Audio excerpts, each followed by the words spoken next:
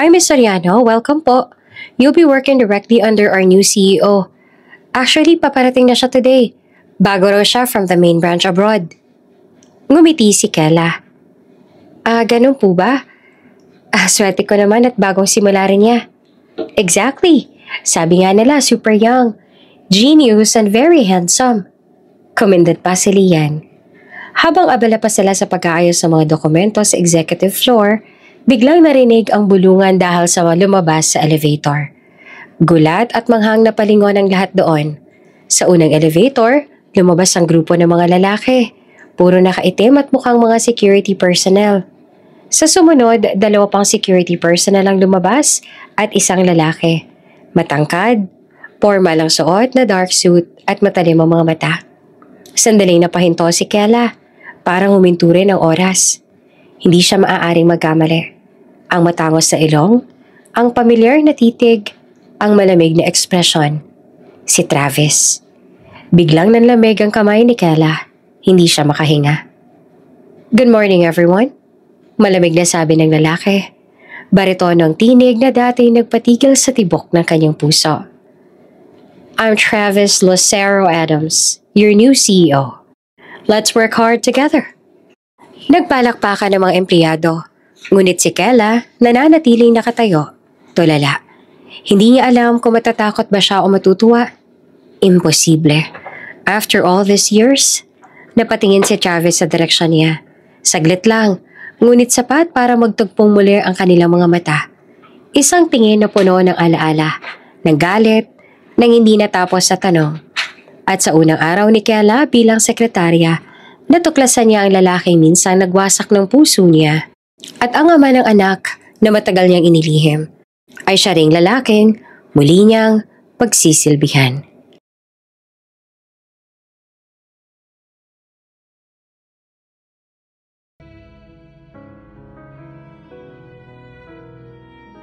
Mainit ang sikat ng araw na iyon, ngunit hindi iyon ang dahilan ng pamumula ng pisngi ni Kela Soriano. Sa halip, iyon ay dahil sa labis na tuwa at kilig na nararamdaman niya habang hawak-hawak ang isang sobre na may tatak ng kanilang paaralan. Ang dokumentong magbabago ng takbo ng kaniyang buhay. Ma! Pa! Ate, kuya, dalian niyo, may sasabihin ako. Lumabas agad ang kanyang ina mula sa kusina. May hawak pang sandok at puting harina sa kamay. Naggulat ito nang makita ang anak na pawisan at hingal na hingal. Ano na naman nangyari sa'yo, anak? Bakit naman parang hinahabol ka ng aso? Sabi ni Aling Silva habang nagtataka. Lumabas din ang nakatandang kapatid na halatang nag-aalala at nagtataka rin. Hindi na makapaghintay si Kela. Pinunit niya agad ang sobre at ipinakita ang laman nitong liham na may perma ng kanilang punong guro. Nanginginig ang kamay niya habang binabasa ng malakas. Dear Miss Soriano, we are pleased to inform you that your research has been selected and you are chosen as one of the exchange students to represent our school in the United States. Napahinto siya at nangingilid na ang luha. Pa, ate, natanggap ako. Isa akong exchange student. Pupunta ako sa US. Libre daw po lahat-lahat. Pamasahe, tirahan, allowance, sagot ng school. Napatigil sa labas ang kanyang ama, si Mang Lando, na noon ay nag-aayos ng luma nitong bisikleta. Nagmamadali itong pumasok sa bahay. Hindi makapaniwala sa narinig. Ano sabi mo, Kela, anak? Sa Amerika ka na mag-aaral? Totoo ba yan? Tanong nito na halos mabasag ang boses sa kaba at saya. Tumawa naman si Kela habang pinupunasan ng luha. Totoo po pa. Napili yung research paper ko tungkol sa community-based education. Gusto nila akong pupuntahin doon para i-present. Napatakip sa bibig si Aling Silva. Halatang mangiyak-ngiyak.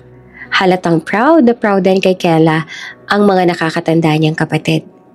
Diyos ko anak, salamat talaga. Natupad na ang pangarap mo. Sabi nito habang niyakap ang anak ng mahigpit. Sabi ko na nga ba eh. Sabad pa ni Mang Lando. Nangingiti habang pinipigilang lumuha. Hindi nasasayang ang pagpupuyat mo. Ikaw tong anak namin na kayang abutin kahit na ano. Humagulgol na si Kela. Nakayakap sa kanyang mga magulang. Ma, pa, kung hindi dahil sa inyo, wala ako rito. Lahat ng ito, para sa inyo. Sabi niya habang nanginginig ang boses. Anak, sabi ni Aling Silva, huwag mo kaming pasalamatan kasi ikaw naman ang nagsakripisyo para makamit mo to. Pero kayo po nagpaaral sa akin at kayo lang din po naniniwala sa akin noong halos lahat na nakapalibot sa akin ay nagdududa kung kaya ko ba. Tahimik lang si Mang Lando, ngunit baka sa mga mata nito ang hindi maipaliwanag na saya at pagmamataas. Basta, tandaan mo, Kela, ani ng ama, san ka man mapunta, huwag mong kalimutan kung saan ka nagsimula.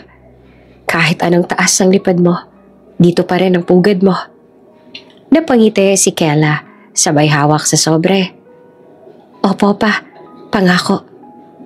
Agad na pinagyabang ng kanyang ina sa kanilang mga kapitbahay ang nakamit niya kasi halos lahat ng mga ito ay nagdududa sa kanya noon. At sa halip na suportahan siya ay talagang hinila pa siya pababa. Kaya naman ngayong malaking sampal sa kanila na nagtagumpay siya. Siyempre, ang ilan sa kanina ay nagulat. Hindi makapaniwala at nagkunwari lang na masaya para sa kanya. Gano'n naman kasi talaga ang mga tao. Hindi nila magawa na maging masaya sa tagumpay ng iba. Habang ginugupit ni Aling Silva ang mga gulay sa kusina para sa pansit na iluluto bilang simpleng salo-salo, hindi mapigilan ni Kela na mapatitig sa bintana. Maganda ang panahon na para bang maging ito ay nakikisaya rin sa kanilang pamilya. Tahimik siyang napangiti. Dati, pangarap ko lang na makalabas ang bayan namin. Bulong niya sa sarili. Ngayon, makakatuntong na ako sa Amerika. Bunso, kapag nasa Amerika ka na, mag-send ka ng maraming picture sa amin, ha? Pagmamayabang ko lang sa mga kaibigan at katrabaho ko. Sabi ng kuya niya. Oo nga, bunso, papakita rin namin dyan sa mga inggitera nating kapitbahay. Sabi naman ng ate niya. Natawa lamang siya sa kanyang mga nakakatandang kapatid at sa kanilang ama na sinasaway ang dalawa. Sa gabi iyon, nagsalo-salo sila ng kanilang pamilya sa hapag. Ang halakhakan, kantsawan at tawa ay naghalo-halo sa loob ng maliit nilang tahanan. Ngunit sa gitna ng saya, may isang panalangin si Kela sa puso niya. Sana magampanan ko ang tiwalang binigay nila. At sana yung pangarap na to maging simula ng mas magandang kinabukasan para sa aming lahat.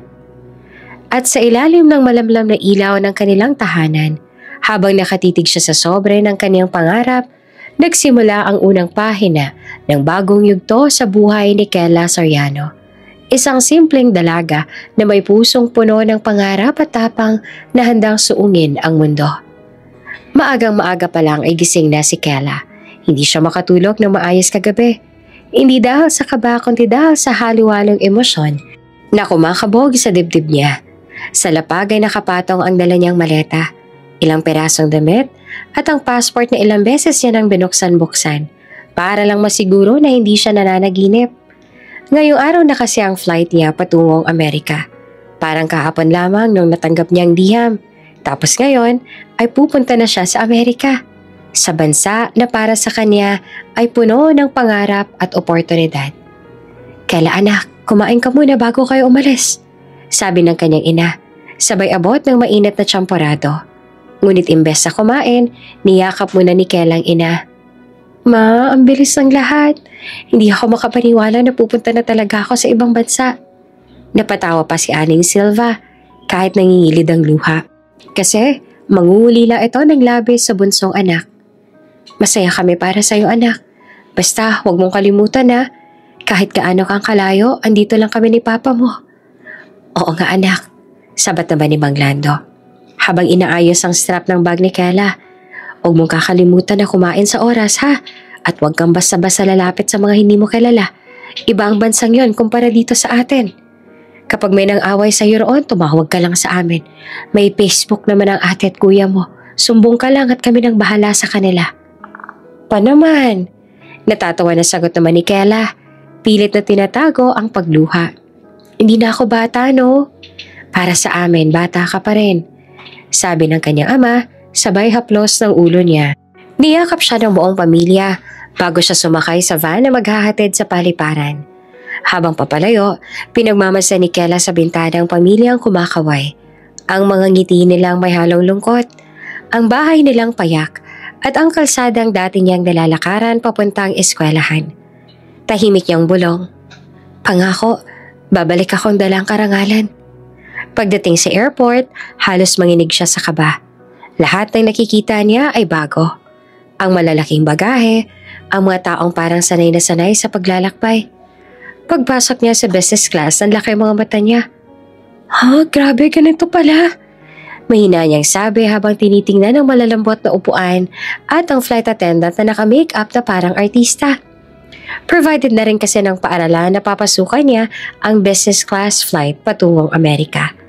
Hindi niya alam kung paano i-a-adjust ang upuan, kaya ilang beses siya pang pinindot ang buttons hanggang sa biglang bumaba ang sandalan at halos mahulog pa siya. Ay, Diyos ko!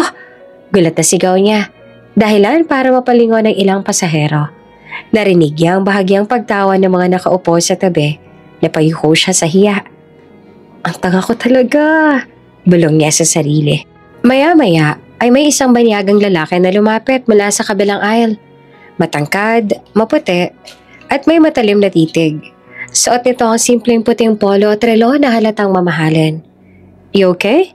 Tanong nito sa mababang boses sa may halong ngiti. Napatingin si Kela, bahagyang namula. Yeah. No, I mean, yes, I'm fine. I don't know how to use this chair. Sabi niya na halatang nahihiya. Napangiti naman ng lalaki. Here, let me help you. Sabi nito sabay pintot sa tamang button. Umayos agad ang upuan. Oh, sabi ni Kela. So that's how it works. I thought I broke it. Don't worry, sabi ng lalaki. First time flying business class? Oh, how did you know? Balik tanong niya kahit halata na. Well, sabi nito na tumingin sa kanya ng may biro pero hindi naman ang iinsulto. Mukhang na-amaze nga rin ito sa kanya. You look too amazed at that orange juice earlier. Oh my gosh, that was obvious? Nahihiya niyang tanong dito. A little, sagot ng lalaki na nakangiti. I'm Travis, by the way. Kela, sagot niya sabay abot naman ng kamay. Nice to meet you and thank you for saving me from embarrassment. Oh, you're welcome, sagot ni Travis. You'll get used to it. Where are you headed? US. I got accepted as an exchange student, sagot ni Kela. May bahid ng pagmamalaki sa boses. Wow, sabi ni Travis, halatang impressed. Then, this is just the start of something big for you. Ngumiti naman si Kela. Hindi alam kung bakit biglang bumilis ang tibok ng puso niya. I hope so, mahina niyang sagot. Ang mabait na lalaki ay malapit lang ang upuan sa kanya. Kaya naman madali niya lang itong masulyapan at hindi mapigilan ang pagbilis ng tibok ng kanyang puso. Paano ay hindi lamang ito gwapo at mabango, kundi mabait at gentleman din. Tahimik lamang si Kela habang nakaupo sa tabi ng bintana, malapit sa inuupuan niya. Si Travis nakasuot na ng earphones at nakapikit, pero may kakaibang presence na kahit hindi nagsasalita ay ramdam ng lahat. Ilang sandali pa lang nakalipas mula nang umalis sila sa Pilipinas, pero para kay Kela, parang matagal na. Hindi niya maiwasang mapansin ang ilang exchange students sa unahan, mga kaedad niya. May mga branded ang damit, may mga mamahaling gadgets at mga kilos na halatang sanay sa ganitong klaseng biyahe. Narinig niya mahihinang bulungan. Sino yung katabi ni Mr. Travis? Sabi ng isa sabay tawa. Bakit ganyan ang itsura at suot niya? Nakaw, baka taga-bundok. Bulong naman ng isa pa. Mukhang first time na sumakay ng eroplano halata sa kilos. Napayuko si Kela. Alam niyang siya ang pinag-uusapan ng mga ito. Di man nila direktang sinasabi sa kanya pero ramdam niya. Pinaglaruan niya ang seatbelt. Pilit na pinapakalma ang sarili. Napansin naman ito ni Travis kaya tinanggal nito ang earphones at tumingin sa kanya. Hey, you okay? Tanong nito, may halong pag-aalala sa tinig. Yeah, mabilis sa sagot naman ni Kela, kahit halata sa boses ang pagkapahiya. I'm fine. Ngumiti naman si Travis pero parang hindi kumpensido. Don't listen to them. Some people think being loud makes them superior. It's okay. Pilit ng ngiti naman ni Kela. I'm used to it.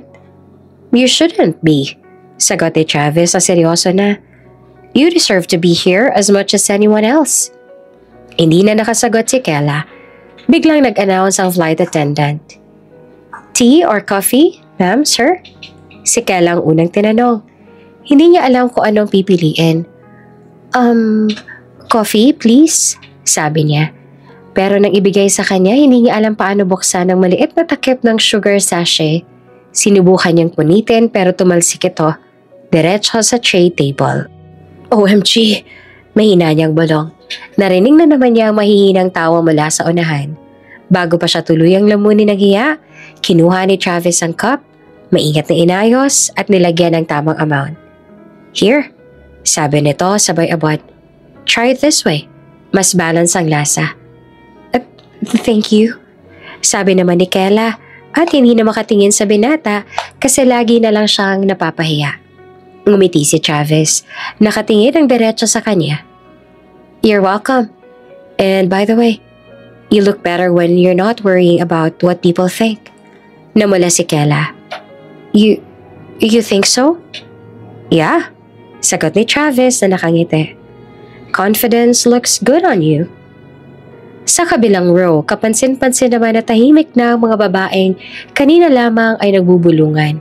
Pero kapansin-pansin kung paano nilang sinisipat si Travis. Halatang may halong paghanga at selos. Kasi ang dalagang si Kela lamang ang pinagtutuunan nito ng pansin. Habang patuloy ang biyahe, hindi niya na pinansin ang mga bulungan. Halos kalahating oras na rin ang lumipas mula na magkwentuhan sila Kela at Travis. At hindi pa rin niya maiwasang mamangha kung gaanong kadaling kausap ang pinata kahit pahalatang napakayaman nito. May halong charisma at confidence sa bawat salita nito, pero hindi nakaka-intimidate. Bagos, parang mas nakaka-comfort. So, is this your first time flying to another country? Tanong ni Travis habang nag-aabot ng maliit na cookie pack sa kanya. Yes, tumawa si Kela ng mahina. Napataas ang bahagya ang kilay ni Travis at halatang naaaliw. Seriously? You seem so calm for a first-timer. Calm? Ngumiti si Kela. If only you could feel my heart right now, baka isipin mong nag-rap marathon yun. Natawa si Travis. Then that means your heart's just excited to explore the world. Sa kabilang bahagi naman ng business class section, pansin na pansin ng ilang pasahero ang closeness na lang dalawa. May mga babaeng tahimik pero halatang nagpipigil ng inis. At may ilan namang lalaki na hindi mapigilang mapatingin kay Kela. Maging ang ilang crew ay napapatingin sa dalawa. Kilala na kasi ng mga ito si Travis Lucero. Anak ito ng mayamang pamilya na nagmamay-ari ng mga malalaking kumpanya. Marahil ay si Kela nga lamang walang alam kung anong klaseng taong kausap niya. Marahil ay iyon din ang dahilan kaya comfortable siya makipag-usap dito kasi hindi niya alam kung sino talaga ito. Para kasi sa ibang naroon, malaking karangalan na makasabay nila si Travis sa flight nila. Look at that girl, bulong na isa sa likuran. She's really stealing Travis' attention. She's not even dressed like us. Probably just lucky to sit beside him. Sagot ng isa pa, sabay irap. Pero tila walang pakialam si Travis sa mga matang nakamasid. Ganun pa man, batid ni Travis na naririnig ng dalagang si Kela ang sinasabi ng ilang naroon at marahil ay dinidibdib na nito ang sinasabi ng mga tao at ayaw naman ni Travis na alalahanin niya ng dalaga, lalo pat mukhang masaya ito sa first flight experience nito. Hey! Sabi ni Travis habang binubuksan ng isang libro. You like novels? Yes. Then you need this. Sabay abot ni Travis ang libro. Something to relax your brain. Nakasulat sa pabalat, The Invisible Threads. It's about two strangers who met by chance and end up changing each other's lives.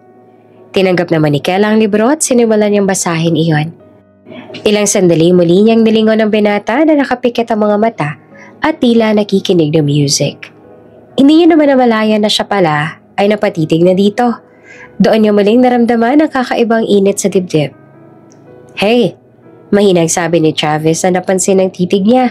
Sabay mulat ng mga mata. You're staring. Sorry, I was just... Napahinto si Kela at hinanap ang tamang salita. I was just wondering how someone can look so calm at 30,000 feet above the ground. Natawa naman si Travis. Or maybe because I'm used to it? Ilang oras pang lumipas ang marinig sa speaker ang anunsyo. Ladies and gentlemen, due to technical issues, we will be having a temporary layover here in Seoul, South Korea. Accommodation will be provided for all passengers. Layover? Bulong niya. Damang labis sa excitement kasi isa rin ang South Korea sa dream country niya. Fan din kasi siya ng mga K-dramas at ngayon nga kahit na pansamantala lamang sila roon, at least makakaapak pa rin siya sa lupa ng Korea. Sa tabi niya ay ngumiti naman si Travis. Yung familiar na ngiti nitong parang walang problema sa mundo. Looks like we'll have to survive one night in Seoul together. Sabi niya sabay kandat. Together? Napataas kilay si Kela. Pero hindi maitago ang tawa. Don't tell me you're planning to follow me around. Well, sagot ni Travis. Bahagyang tumingin sa malayo. Someone has to make sure you don't get lost, right? Pagdating sa hotel na arrange ng airline, napamangha si Kela. Ang lobby pa nga lang ay parang nasa loob na ng luxury palace. Puro ilaw, marble floor, at mga taong may bitbit na designer bags. Lalo tuloy siyang kinabahan. Lalo na't sanay siya sa simpleng pamumuhay. Miss, here's your key card, room 507. Sabi ng staff sa front desk. Thank you po, thank you. Sagot niya sabay ngiti. Sa kabilang dulo naman si Travis ay tinawag ng ibang staff. Mr. Adams, your room is 506. Hindi nila napansin ni Kela na magkatabi pala ang kanilang mga kwarto. Maganda ang kwarto ni Kela. Hindi niya tuloy mapigilan na mag-take ng maraming pictures para isend sa pamilya niya. At syempre, para na rin i-post sa social media. Ilang oras pa ay nakaramdam na siya ng gutom kaya bumaba siya para kumain. Kaso hindi niya nakita roon si Travis. Mabuti na lang at hindi naman siya nagkandaligaw-ligaw. Pag-akyat niya sa 5th floor, halos mahilo na si Kela sa lahat ng nakikita niya kanina pa roon sa baba. Kasi pakiramdam niya ay nakapasok na siya sa isang K-drama tulad ng pinapanood niya. Para na nga siya nakalutang sa labis niyang excitement. 507, 507. Bulong niya habang naglalakad para hindi niya makalimutan ang kanyang sirid. At nang marating niya ang tapat ng pinto, agad niyang binuksan iyon. Hindi niya napansin na 506 pa lang nakasulat at hindi 507. Pagpasok niya malamig ang hangin. May naririnig pa siyang tunog ng tubig mula sa banyo, kaya nagtaka siya. Pero bigla siya napahinto. Mula sa kabilang pinto ng banyo lumabas si Travis. Hubad. May tuwalya lang sa bewang at basa pang buhok. Nang magtagpo ang kanilang mga mata ay pareho silang nanigas. Kela? Travis? Sabay nilang sinabi. What are you doing here? Oh, I thought this was my room. Sigaw ni Kela. Halos magpanik habang tinatakpan ang mukha niya ng mga kamay. Wait, what number? Tanong ni Travis habang nagmamadaling kumuha ng shirt sa kama. 507, sagot ni Kela. This is 506, tawa ni Travis. Namala si Kela. Parang gusto niya nang lamunin ng lupa. Oh my God, I'm so sorry. I didn't mean to. The door wasn't even locked. No, it's okay. Tawa ni Travis habang inaabot ang tuwalya. That's totally my fault. I forgot to lock it. Good thing it was just you and not someone else. But still, I walked in on you and you're almost naked. I'm really sorry. Sabi ni Kela, hindi makatingin sa binata. Almost naked? You make it sound worse. Lalo pa siyang pinamalahan kaya dali-dali na siya nagpaalam pabalik sa room niya. At na makapasok na si Kela sa tamang kwarto, napahiga siya sa kama. Tinakpan ang una ng mukha sabay sigaw ng mahina. Ano ba yun, Kela? Maling pinto pa talaga? Ngunit kahit ilang beses siyang pilitin, hindi mawala ang ngiti sa labi niya. At sa kabilang kwarto, si Travis naman ay napabuntong hininga, sabay sabi sa sarili. That girl's going to be the end of me. Hindi makatulog si Kela. Kahit anong gawin niya, Siguro dahil na rin sa labis sa excitement at naninibago siya sa paligid at klima. Kaya naman ang hindi na talaga siya mapakali, bumaba siyang muli para maglibot sa hotel at talagang sumakto na nahanap niyang ilang passenger sa business class na nag-iinom. "Hey, join us for a drink!" Malakas na sigaw ng isa sa kanila habang nagkukumpulan sa bar ng hotel. Ngumiti siya ng mahina. Hindi po ako umiinom," sagot niya ng mahinahon. Pero halatang hindi iyon nagustuhan ng grupo. "Ayaw mo lang makasama eh. Huwag kang maarte," sabat pa ng isa, sabay abot ng baso sa kanya. Ayaw niya magkaroon ng gulo. Hindi rin niya gustong mapag-isipan na suplada. Kaya kahit labag sa loob niya, kinuha niya ang baso at dahan-dahang uminom. Ngunit ilang sandali lang tila umikot ang mundo niya. Parang lumabo ang paligid at nag-iba ang lahat ng kulay. Bakit parang mahina niyang sambit, hawak ang ulo. "Okay ka lang?" tanong ng isa. Ayos lang ako. Medyo nahihilo lang. First time ko kasing uminom." "Nako, napaka-inosente mo naman pala kung ganon." Hindi niya na matandaan kung paano siya nakalabas ng bar. Pilit niyang hinahanap ang kanyang kwarto.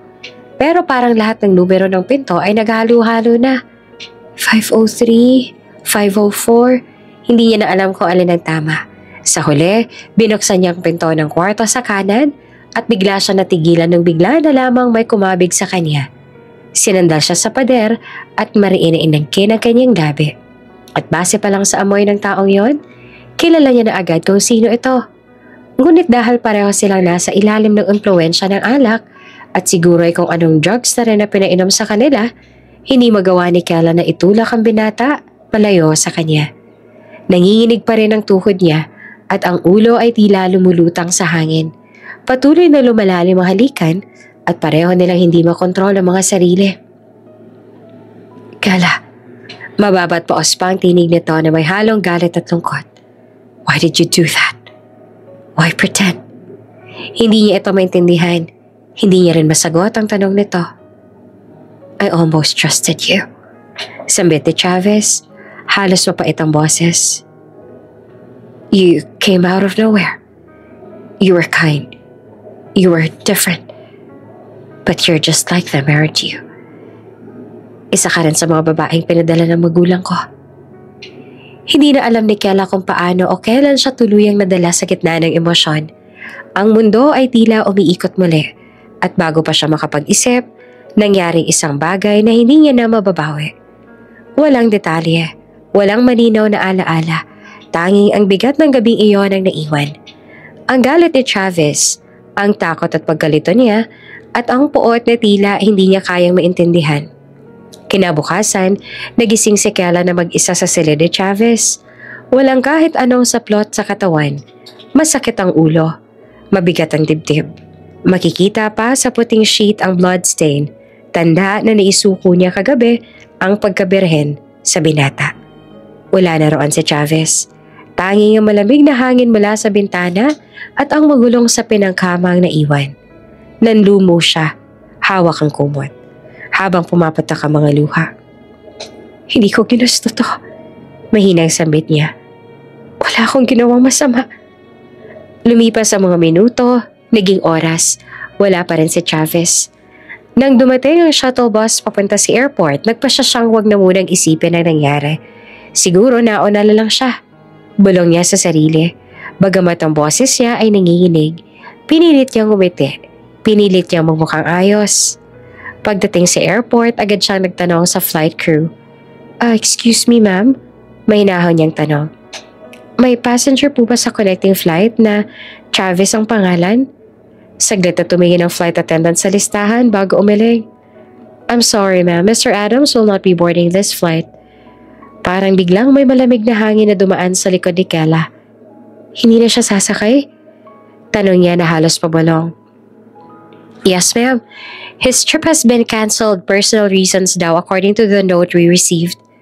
Napatitig siya sa sahig. Hindi niya alam kung anong mararamdaman. Galit, hiya, o sakit. Lahat yata, sabay-sabay. Sa eroplano napansin niyang halos lahat ng dati nalang kasabay ay nag-iwas ng tingin. May ilan pang nagbubulungan, may nagingitian sa sulok. Nang lapitan niya ang isa sa mga dating nagtanong sa kanya, sinungitan lang siya nito. "Leave me alone," malamig na sabi ng babae. "You've caused enough drama already." Hindi na siya sumagot. Umupo na lamang siya sa kanyang upuan, pinilit itago ang luha sa likod ng bintana. Habang paakyat ang eroplano, nakatanaw siya sa alapaap. Iniisip kung nasa na kaya si Chavez. Kung galit ba ito? Kung naniwala ba itong wala siyang kasalanan? Isang mahinang buntong hininga ang kanyang pinakawalan. Hindi ko ginusto. Mahina niyang sambit sa sarili. Hindi ko ginusto kahit isa doon. At sa unang pagkakataon, habang palayo ang eroplano mula sa lupaing iyon, naramdaman ni Kela na tunay siyang mag-isa. Paglapag ng eroplano sa Amerika, ramdam ni Kela ang bigat ng hangin. Malamig, pero hindi gaanong nakakapreskong pakiramdam. Parang bawat bugso ng hangin ay may dalang paalala ng gabi na pilit niyang gustong kalimutan. Habang hawak ang kanyang dalang maleta, pinilit niya ngumiti nang salubungin siya ng staff mula sa universidad. "Welcome to the United States, Miss Carla Soriano." Magiliw na bati ng babae na may suot na uniforme ng school. "Thank you." Mahina niya namang tugon. Pilit na magaan ang tono. Kahit ang dibdib niya ay mabigat. Habang naglalakad palabas ng airport, damang-dama niya ang pagkakaiba ng paligid. Matataas ang gusali, mabilis ang galaw ng mga tao, at tila walang may pakialam kung sino ka o saan ka galing. Pagdating sa dormitory, ipinakita sa kanyang silid. Maliit pero maayos at may kama, may mesa at malaking bintanang tanaw ang bahagi ng campus. "This will be your room for the semester," sabi ng babae. "If you need anything, just call the student coordinator." Ngumiti siya. "Okay po, okay, thank you." Nang mag-isa na siya, naupo siya sa kama. Tahimik, malayo sa ingay ng pamilya, sa tawanan ng mga kapatid, sa yakap ng ina. Hinugot niya ang cellphone at tinitigan ng wallpaper. Larawan nilang magpamilya. Napangiti siya kahit papaano. "Para sa inyo to," mahina niyang sabi. "Kailangan kong kayanin."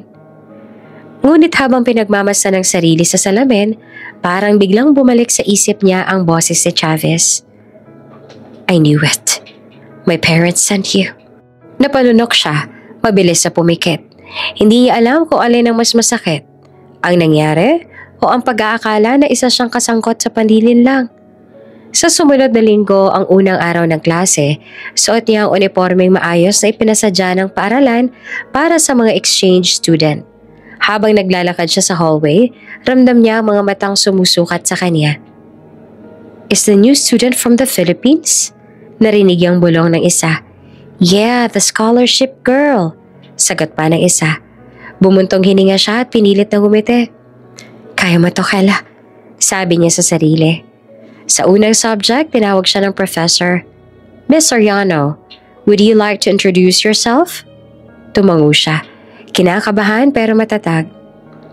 "Hello, I am Kela Soriano from the Philippines. I am an exchange student under a full academic scholarship." May ilang nagpalakpak pero mas maraming tahimik. Isa sa kanila ay isang lalaking kaklase. Tumingin sa kanya na para bang sinusukat ang halaga niya. Pagkatapos ng klase, tinawag siya ng isang babaeng kaklase. "Hey, you're Kela, right?" Ngumiti siya at bahagyang nagulat. "Yes, I am." "Cool, welcome to the States," sabi ng babae sabay ngiti. "If you need help, I can show you around." Napangiti naman si Kela. "Oh, thank you. I'd like that." At sa unang pagkakataon mula nang mangyari ang lahat, naramdaman niyang may kaunti namang liwanag muli. Ngunit ng gabing iyon bago siya matulog, habang nakatingin sa labas ang bintana, hindi niya mapigilang itanong sa sarili. Nasaan na kaya si Travis ngayon? Naaalala pa kaya niya ako? Tahimik na pumatak ang luha niya bago siya pumikit. Hindi niya alam kung may pagkakataon pa silang muling magkita para makapagpaliwanag man lang siya. Makalipas ang ilang araw, unti-unti nang nakaka-adjust si Kela sa bagong mundo niya. Sa simula, mahirap. Ibang pagkain, ibang kultura, at higit sa lahat, mag-isa siya. Pero gaya ng pangako niya sa sarili, hindi siya susuko. "Good morning, Kela." Bati ng kaklase niya si Mia na maituturing niya na rin kaibigan. "Good morning, Mia," sagot niya na may ngiti sa labi habang iniaabot ang libro. "Are you free later? Let's grab some coffee after class." Napaisip naman si Kela, pero agad din siyang tumango. "Oh sure, I'd love that." Araw-araw, ganoon na ang naging takbo ng buhay niya. Klase, aral, at kunting gala kasama ang mga bago niyang kaibigan. Nakikita ng mga taong masiyahing si Kela, ang matalinong exchange student na laging may baong determinasyon. Pero sa gabi kapag mag-isa siya sa dorm, may mga sandaling bumabalik ang alaala ng nakaraan. Ang gabi sa hotel, ang galit na tinig ni Travis, at ang kirot ng pagkakaunawa na baka hindi niya na ito muling makita. Isang araw, habang nasa klase, bigla siyang nahilo. "Kela, are you okay?" Nag-aalala na tanong ni Mia habang hinahawakan ang braso niya. "Oh, I'm fine. Maybe it's just because I skipped breakfast." Pilit naman niyang sagot. Kahit ang paningin niya ay tila lumalabo na. Nang matapos ang klase, agad siyang dumiretso sa dorm. Akala niya ay simpleng pagod lang, pero sa mga sumunod na araw, napansin niyang madalas siyang masusuka sa umaga. "Oh, maybe it's the food?" Bulong niya sa sarili. Pero may parte sa kanya na kinabahan na. Lumipas pa ang ilang linggo at lalo lang siyang hindi mapalagay. Hanggang sa isang umaga, habang nakatin siya sa salamin, napahawak siya sa kanyang tiyan. "Hindi. Imposible." Bulong niya na nanginginig ang kamay. Pero ang kaba sa dibdib niya hindi na mapigilan. Kinagabihan, nagdesisyon siyang bumili ng pregnancy test. Sa banyo ng dorm, nanginginig niyang binasa ang result. At nang makita niya ang 2 linya, parang huminto ang mundo niya. "No, please," mahina niyang sabi. Habang unti-unting tumulo ang luha, muling bumalik sa isip niya ang mukha ni Travis, ang mga salitang binitiwan nito, at ang gabing hindi niya kayang kalimutan. "I knew it. My parents sent you." Napaupo siya sa sahig, hawak ang test kit, habang ang bawat pintig ng puso niya ay puno ng takot at pagkalito. "Anong gagawin ko ngayon?" Mahina niyang bulong. Wala siyang masabihan, malayo ang pamilya niya, at takot siyang malaman nila ang totoo. Pero sa ilalim ng lahat ng gulong nararamdaman niya, isang malinaw na katotohanan ang hindi niya kayang itanggi. May buhay na ngayon sa sinapupunan niya. At kahit gaanong kasakit, alam niyang kailangan niyang maging matatag. Dahil tulad ng dati, siya lang ulit ang sandigan ng sarili niya. Mabuti na lamang nang tuluyan ng umamin si Kela sa kanyang mga magulang. Hindi galit o panghuhusga ang isinukle ng mga ito, kundi yakap.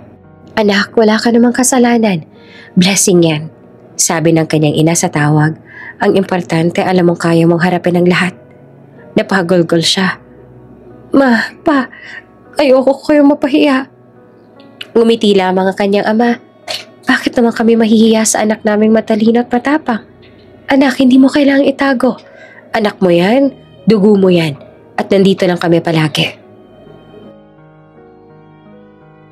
At totoo nga, hindi siya iniwan ng pamilya niya.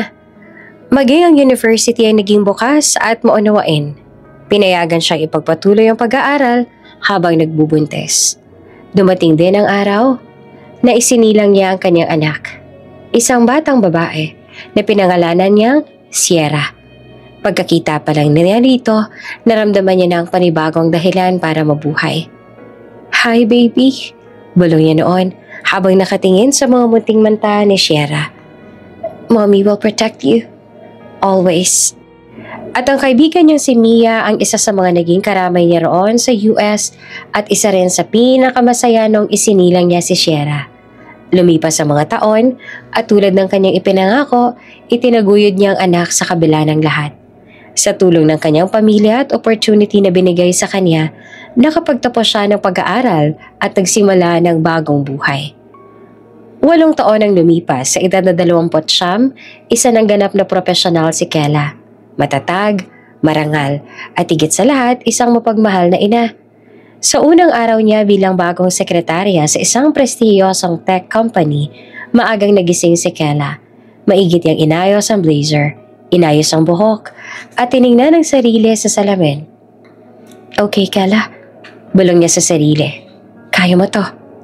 Habang bumababa siya ng hagdan, sinalubong siya ng ngiti ng kanyang ina. Good luck anak, alam ko magtatagumpay ka. Ngumiti rin ang ama niya. Proud kami sa'yo, Kayla. At doon ay biglang tumakbo si Shera papunta sa kanya. Hawak-hawak ang maliit na lunchbox na hinanda nito katulong ang tita Nari nito. Good luck po, Mommy! Sigaw ng bata, sabay yakap sa kanya. Galingan niyo po sa first day of work. Napangiti naman si Kela at yumuko para halikan ng noo ng anak. Salamat, baby. Para sa'yo to. Habang papalabas siya ng bahay, dala ang lunchbox sa bigay ng anak at lakas ng loob na patingala siya sa langit. Minsan, ang mga pagkakamali ay nagiging daan para matuklasan mo kung gaano kang kalakas. At sa bawat takbang niya papunta sa mas maayos na buhay, bit-bit niya ang pangarap. Hindi na lang para sa sarili, kundi para sa anak na siyang nagbibigay saysay sa lahat ng sakripisyo niya. Maagang dumating si Kela sa bagong opisina. Makinis ang mga sahig, moderno ang mga ilaw, at bawat tao ay abala sa kani-kanilang trabaho. Halatang isa itong presiyosong tech company at ngayon, bahagi na siya nito. Hawak ang ID na may nakasulat na Kela M. Soriano, Executive Secretary, napangiti siya ng bahagya. Panibagong simula talaga. Bulong niya sa sarili. Lumapit sa kanyang HR assistant at si Lian, isang masiglang dalaga. Hi, Ms. Soriano. Welcome po. You'll be working directly under our new CEO. Actually, paparating na siya today. Bago raw siya from the main branch abroad. Ngumiti naman si Kela. Ganun po ba? Swerte ko naman at bagong simula rin siya. Exactly. Sabi nga nila super young, genius and very handsome. Kumindat pa si Dian. Habang abala pa sila sa pag-aayos sa mga dokumento sa executive floor, biglang narinig ang mga bulungan dahil sa lumabas sa elevator. Gulat at manghang na palingon ang lahat doon. Sa unang elevator, lumabas ang grupo ng mga lalaki. Puro nakaitim. Mukhang mga security personnel. Sa sumunod, 2 pang security personnel ang lumabas at isang lalaki. Matangkad, formal ang suot na dark suit at matalim ang mga mata. Sandaling napahinto si Kela. Parang huminto rin ang oras. Hindi siya maaaring magkamali. Ang matangos sa ilong, ang pamilyar na titig, ang malamig na ekspresyon, si Travis. Biglang nanlamig ang kamay ni Kela. Hindi siya makahinga. Good morning everyone. Malamig na sabi ng lalaki na baritono ang tinig na dati nagpatigil sa tibok ng kanyang puso. I'm Travis Lucero Adams, your new CEO. Let's work hard together.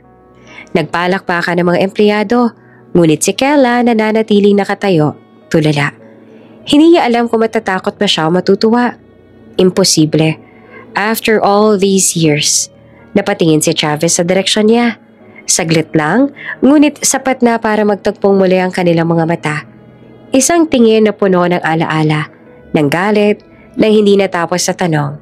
At sa unang araw ni Kela bilang sekretarya, natuklasan niya ang lalaking minsan nagwasak ng puso niya at ama ng anak na matagal niyang inilihim ay siya ring lalaking muli niyang pinagsisilbihan. Mabilis ang tibok ng puso ni Kela habang unti-unting lumapit sa conference area. Ramdam niya ang lamig ng aircon pero tila mas malamig ang pakiramdam ng kanyang mga kamay. Sa bawat hakbang niya, para bang bumabalik ang lahat ng alaala, ang biyahe, ang gabing iyon sa hotel, at ang sakit ng mga salitang, I knew it. My parents sent you. Paano ko maalala niya ako? Paano kung tanungin niya kung bakit ako nandito? Subalit sa kabilang banda, may bahagyang tinig sa puso niya na nagsasabing, baka naman hindi.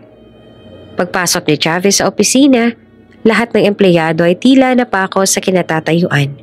Siyang uri ng lalaking kapag dumaan mapapalingon ang lahat. Karisma at otoridad na sabay na dumadagundong sa paligid. Sir Travis, this is Ms. Kela Soriano, your new executive secretary. Wika ng HR manager. Tumango naman si Travis at lumapit. Nagtagpo ang kanilang mga mata. Parang sandaling natigilan ito. Tinitigan siya mula ulo hanggang paa. Naramdaman naman ni Kela ang biglang pag-init ng kanyang mukha. Natatandaan niya kaya ako? Tanong ng boses sa isip niya. Ngunit ilang segundo lang, ngumiti ito na magalang at inilahad ang kamay. Nice to meet you, Mr. Yano. I hope we'll work together well.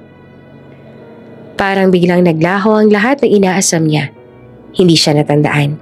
Hindi man lang nagpakita ng pagkabigla o pagkilala sa mukha nito. Ngunit bago pa man siya makasagot, may lumapit na isang babae. Matangkad, elegante, at may malamodelong ganda. Yumakap ito kay Travis mula sa gilid. Babe, I'll wait for you downstairs, okay? Lunch later? Sabi ng babae sa malambing na tono. Tumango lamang si Travis. Bahagyang nginitian ito. At sa paligid, nagsimula ang mga bulong-bulungan. Yan si Miss Camille, girlfriend ni Sir Travis. Ang ganda niya, no? Bagay talaga sila. Yung bagong sekretary mukhang hindi ba makapaniwala Hindi na alam ni Kela kung anong mararamdaman niya. May higpit sa dibdib niya, parang may kumurot sa puso. Ngunit sa kabilang banda, parang nakahinga rin siya ng maluwag. At least, hindi siya nito naaalala. Hindi niya na kailangang ipaliwanag ang nakaraan. Mr. Yano? Tawag ni Travis na napabalik sa ulirat niya. Yes, sir? Ngumiti lang ito ng bahagya. You can start organizing my schedule for the week. Let's talk about the meetings later. Noted, sir. Sagot niya habang pinipilit maging kalmado. Ngunit habang papalayo si Travis, hindi niya mapigilan ang sarili. Napatingin siya rito. At doon niya nakita ang isang saglit na paglingon ni Travis na tila ba sinusuri siya. At sa loob-loob niya, nanikip muli ang dibdib ni Kela. Miss Soriano, could you bring me the project file from last week's meeting? Ang tinig ni Travis ay kalmado, mababa at may tono ng otoridad na sanay siyang sundin. Agad namang tumayo si Kela, bitbit ang folder at maingat na lumapit. Here it is, Sir Travis. Thanks, sagot ito sabay abot ng dokumento. Ngunit sa halip na kunin agad, napako ang tingin ni Travis sa kanya. Parang may sinusuri ang bawat detalye ng kanyang mukha. Si Kela naman ay mariin na napalunok. May problema po ba, sir? Umiling si Travis, bahagyang umiti. Wala naman. You just seem familiar. Have we met before? Agad niyang naramdaman ang paninikip ng dibdib. Sa loob-loob niya, para bang biglang bumalik lahat ng alaala. Ang gabi sa Korea. Ang mga salitang binitawan nito. Ang sakit ng pagkakahati ng kanilang mga daan. Pero ngumiti siya, pilit na kalmado. Maybe you've just seen someone who looks like me, sir? Tumango ito at tila nag-iisip. Maybe. Ngunit hindi nawala ang kutob sa mga mata ni Travis. Isang paghahanap na tila hindi nito maintindihan kung bakit. Mr. Yano, have lunch with me. We'll discuss the new proposal. Iyon ang sabi ni Travis. Matapos niya ipagdasal kagabi na sana ay hindi siya masyadong kailanganin ng boss niya. Kasi kapag nasa malapit ito, hindi niya makontrol ang mabilis sa tibok ng puso niya. Mr. Yano joined the meeting. I want your notes personally. At minsan pa, napapansin niya itong nakatingin sa kanya nang walang sinasabi. Para bang sinusubukan na alalahanin kung saan ba sila nakita. Kahit pa ilang beses niya nang sinabi dito na nung unang araw niya dito sa work ay iyon din ang unang beses na nakita sila. Pero si Kela, sa tuwing magtatama ang kanilang mga mata ay mabilis na iiwas. Hindi siya pwedeng mahalata. Hindi siya pwedeng mabisto na may anak siya. Ang anak na lang dalawa. Tuwing uuwi siya ng bahay, sasalubungin siya ng boses ng kanyang 7 taong gulang na anak. Mommy, you're home! Agad niya itong yayakapin. Hi, princess. How's school? Fun po, mommy. Sabi ni teacher, I draw like my daddy daw. Pero wala naman akong daddy, di ba? Napatigil si Kela at pilit na ngumiti. But you have me, anak, and that's more than enough. Pero ng gabing iyon, habang naghahanda at nag-aayos ng uniform niya sa trabaho, tumulo ang luha niya nang hindi niya namamalayan. Hanggang kailan ko kaya maitatago to? Paano ko maalala niya ako? Tulad ng dati, maagang pumasok si Kela sa opisina. Dala na ang kape ni Travis na na-order niya sa Starbucks. Halos nasanay na siya sa mga umagang ganon. At kabisado niya na rin ang kape na laging pinapa-order sa kanya ni Travis. maaga siyang dumarating bago pa man bumuhos ang tawag at emails na kailangan niyang ayusin. "Good morning, Miss Soriano," bati ng guard. "Good morning din po," sagot niya na may ngiti kahit medyo kabado na naman siya. Pagpasok niya sa opisina ni Travis, abala ito sa pagtingin ng mga papeles. Nakasuot ito ng puting polo na bukas ang unang botones at ang suot itong wristwatch ay halatang mamahalin. Ngunit higit sa lahat ang aura nito. Confident, calm, pero may kung anong lalim sa mga mata. Iyon ang nakakaapekto kay Kela. "Sir, here's your coffee. 2 sugars, 1 cream." Napatingin si Travis at ngumiti ng bahagya. "You remember?" Napakagat si Kela sa labi. "Of course, sir. It's part of my job." Pero hindi alam ni Travis na kaya tanda iyon ni Kelay dahil iyon ang iniinom na kape ni Travis noong araw ng flight nila. 8 taon na ang nakakaraan. Habang lumilipas sa mga linggo, hindi niya maiwasang mapalapit kay Travis. Sa mga meeting, lagi silang magkatabi. Kapag may gala dinner ng kumpanya, siya ang katabi nito sa mesa. At minsan, kapag late na silang pareho sa opisina, sabay pa silang umuuwi. "Miss Soriano, you've been working too hard," sabi ni Travis na minsang hating gabi na sila sa opisina. Umiling siya. "No, sir. I just want to make sure everything is ready for tomorrow's presentation." Tinitigan niya si Travis ang matagal. "You're not just hardworking." Napalunok siya tumingin sa mga papeles. "Just doing my job, sir." Ngunit sa puso niya, ramdam niyang unti-unting bumabalik ang tibok na matagal niya nang tinago. Kahit na alam niyang kahit saang anggulo man tignan ay maling-mali. Isang gabi, habang nasa event sa isang hotel, napansin ni Kela na abala si Travis sa pakikipag-usap sa mga business partners. Nakangiti ito, charismatic at kitang-kita kung bakit ito hinahangaan ng lahat. Ngunit nang tumingin ito sa kanya mula sa malayo, parang may sandaling nagtagpo ulit ang kanilang mga mundo. Napalunok siya at umiwas. "Hindi, Kela. Hindi pwede." Pagbalik niya sa opisina kinabukasan, sinalubong siya ng balita mula sa mga katrabaho. "Alam mo ba, may planong engagement si Mr. Travis kay Miss Camille," bulong ng isa. "Napaka-perfect couple talaga silang dalawa, no? Both from powerful families." Natigilan si Kela. Kahit pilit niyang ngumiti, may kumurot sa puso niya. That's good news," mahina niyang sabi, bago siya muling bumalik sa mesa.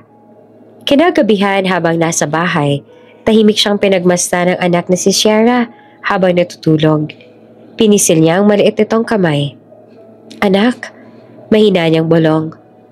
"Okay lang kay mommy kahit hindi niya ako maalala. Ang mahalaga, nandito ka." Ngunit kinabukasan sa opisina, tila may kakaiba. Habang binabasa ni Travis ang report na gawa niya, bigla itong napahinto. "Miss Soriano?" sabi nito. "I had a dream last night. It was strange. I was in a hotel and someone said your name." Nanigas siya sa kinatatayuan. My name, sir?" "Yes, Kela." Napalunok siya. Pilit na pinanatili ang composure. Maybe you're just overworked, sir." Ngumiti naman si Travis, pero tila hindi siya kumbinsido. "Maybe, but it felt so real." Pagkatapos noon, lalo lang itong naging maingat. Hindi niya alam kung paano o kailan, pero alam niyang kapag nagpatuloy pa ito, baka dumating ang araw na matuklasan ni Travis ang katotohanan na ang anak niyang si Sierra ay hindi lamang basta bata, kundi dugo at laman nito. At sa bawat araw na lumilipas, habang lalong napapalapit si Travis sa kanya, lalong humihigpit ang yakap niya sa sikreto. Hindi mo kailangan malaman. Dahil kapag nalaman mo, baka mawala lahat ng maayos kong binuo. Tahimik ang umagang iyon sa bahay nila Kela. Weekend na sa wakas. Isang araw ng pahinga. Nakasuot siya ng simpleng house clothes habang nagluluto ng pancake para sa anak niyang si Sierra at para na rin sa kanyang magulang. "Mommy, can I put on the chocolate chips?" Tanong ni Sierra. "Of course, sweetheart." Natatawa niyang sagot Pero huwag mo ubusin, ha? Masaya silang dalawa at sa sandaling iyon, nakalimutan ni Kela ang bigat ng mga lihim na matagal niyang tinatago. Ngunit biglang nag-ring ang cellphone niya nang makita ang pangalan sa screen na patigil siya. Travis calling. Nag-atubili siya saglit bago sinagot ang tawag. Oops! May break muna. Gusto mo bang ma-shoutout dito sa channel ni Ate Jane? Mag-comment lang ng lesson you learned from the latest story uploaded. Dahil pipili kami ng isang best comment of the day para i-shoutout sa susunod na upload. Kaya huwag kalimutang mag-iwan ng lesson you learned after you watch this video. Maraming salamat! Shoutout nga pala kina Violeta de la Peña from Kuwait, Anisita Gausi from Malta, at Allen Montebon from San Fernando City, La Union. Sa ating mga taga-subaybay, paki-comment naman po sa baba kung taga-saan kayo para alam ko kung hanggang saan umaabot ang mga kwento ni Ate Jane at para ma-shoutout ko kayo sa mga susunod pa nating mga kwento. Maraming salamat sa pakikinig.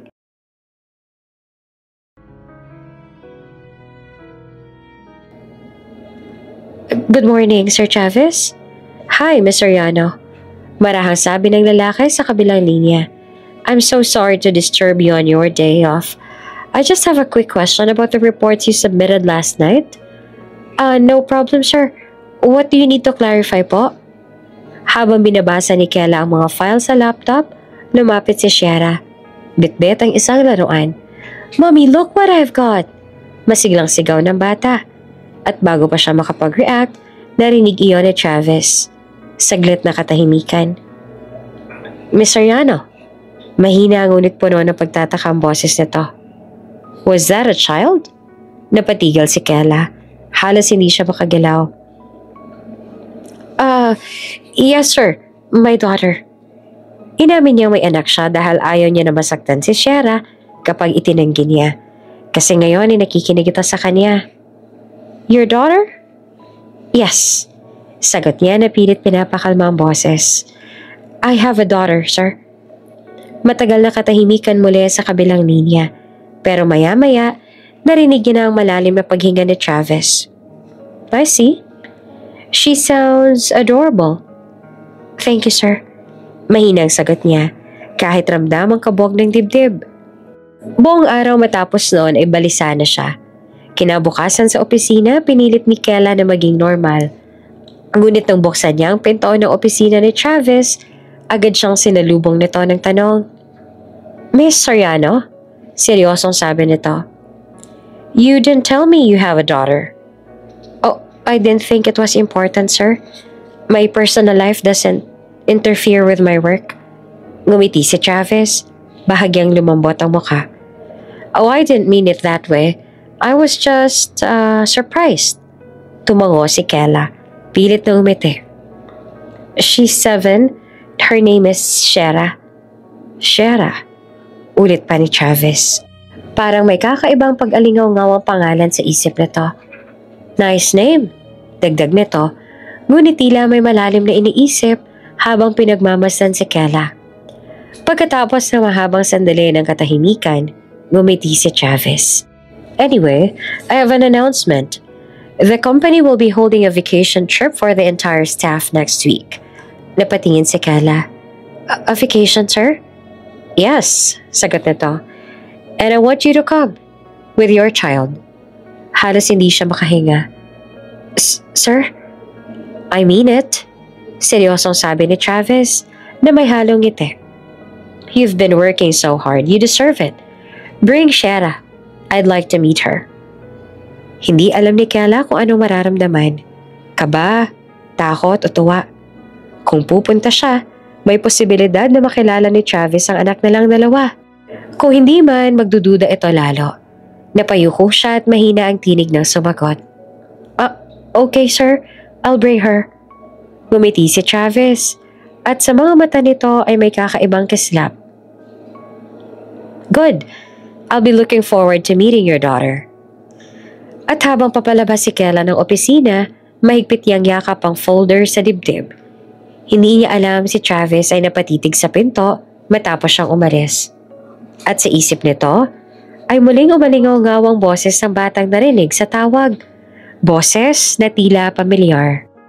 Mainit ang sikat ng araw na makarating ang buong team sa napakagandang resort sa California. Puting buhangin, asul na dagat, at mga punong niyog na sumasayaw sa hangin. Perpekto para sa company vacation na pinaghihintay ng lahat. Hawak ni Kala ang maliit na kamay ng anak niya. Shara, behave ha. Remember, mommy's workmates and bosses are here. Paalala niya habang nakangiti.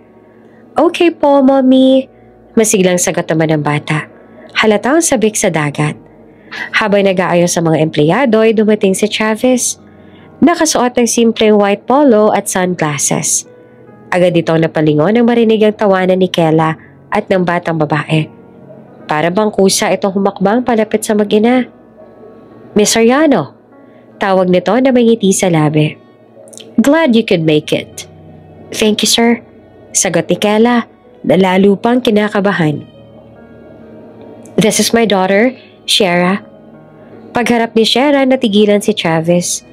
May kung anong kumirot sa dibdib niya nang makita ang bata. Ang mga mata, ang ngiti, ang bahagyang korba ng labi. Parang pamilyar. Hello, sir. Bati ni Shara. Magalang, ngunit masigla. Thank you for inviting us.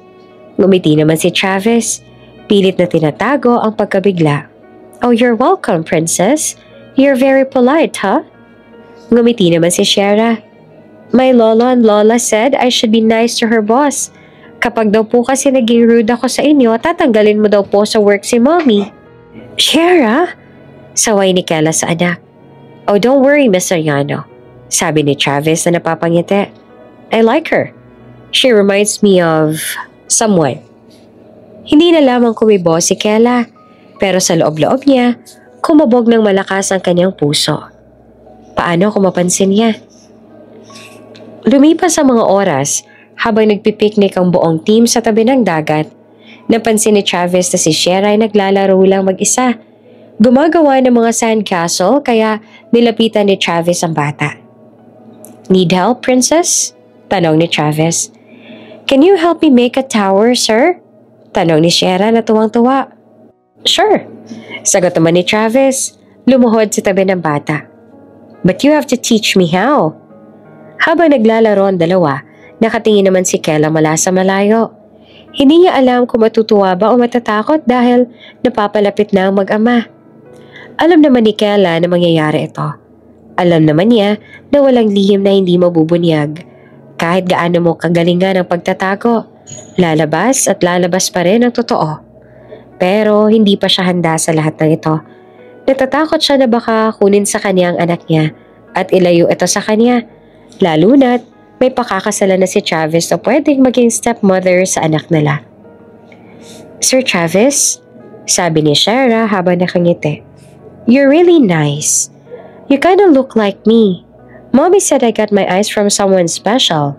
Maybe it's you? Natahimik si Travis. Parang tumigil ang paligid. Your eyes? Bulong ni Travis habang pinagmamasan ng bata.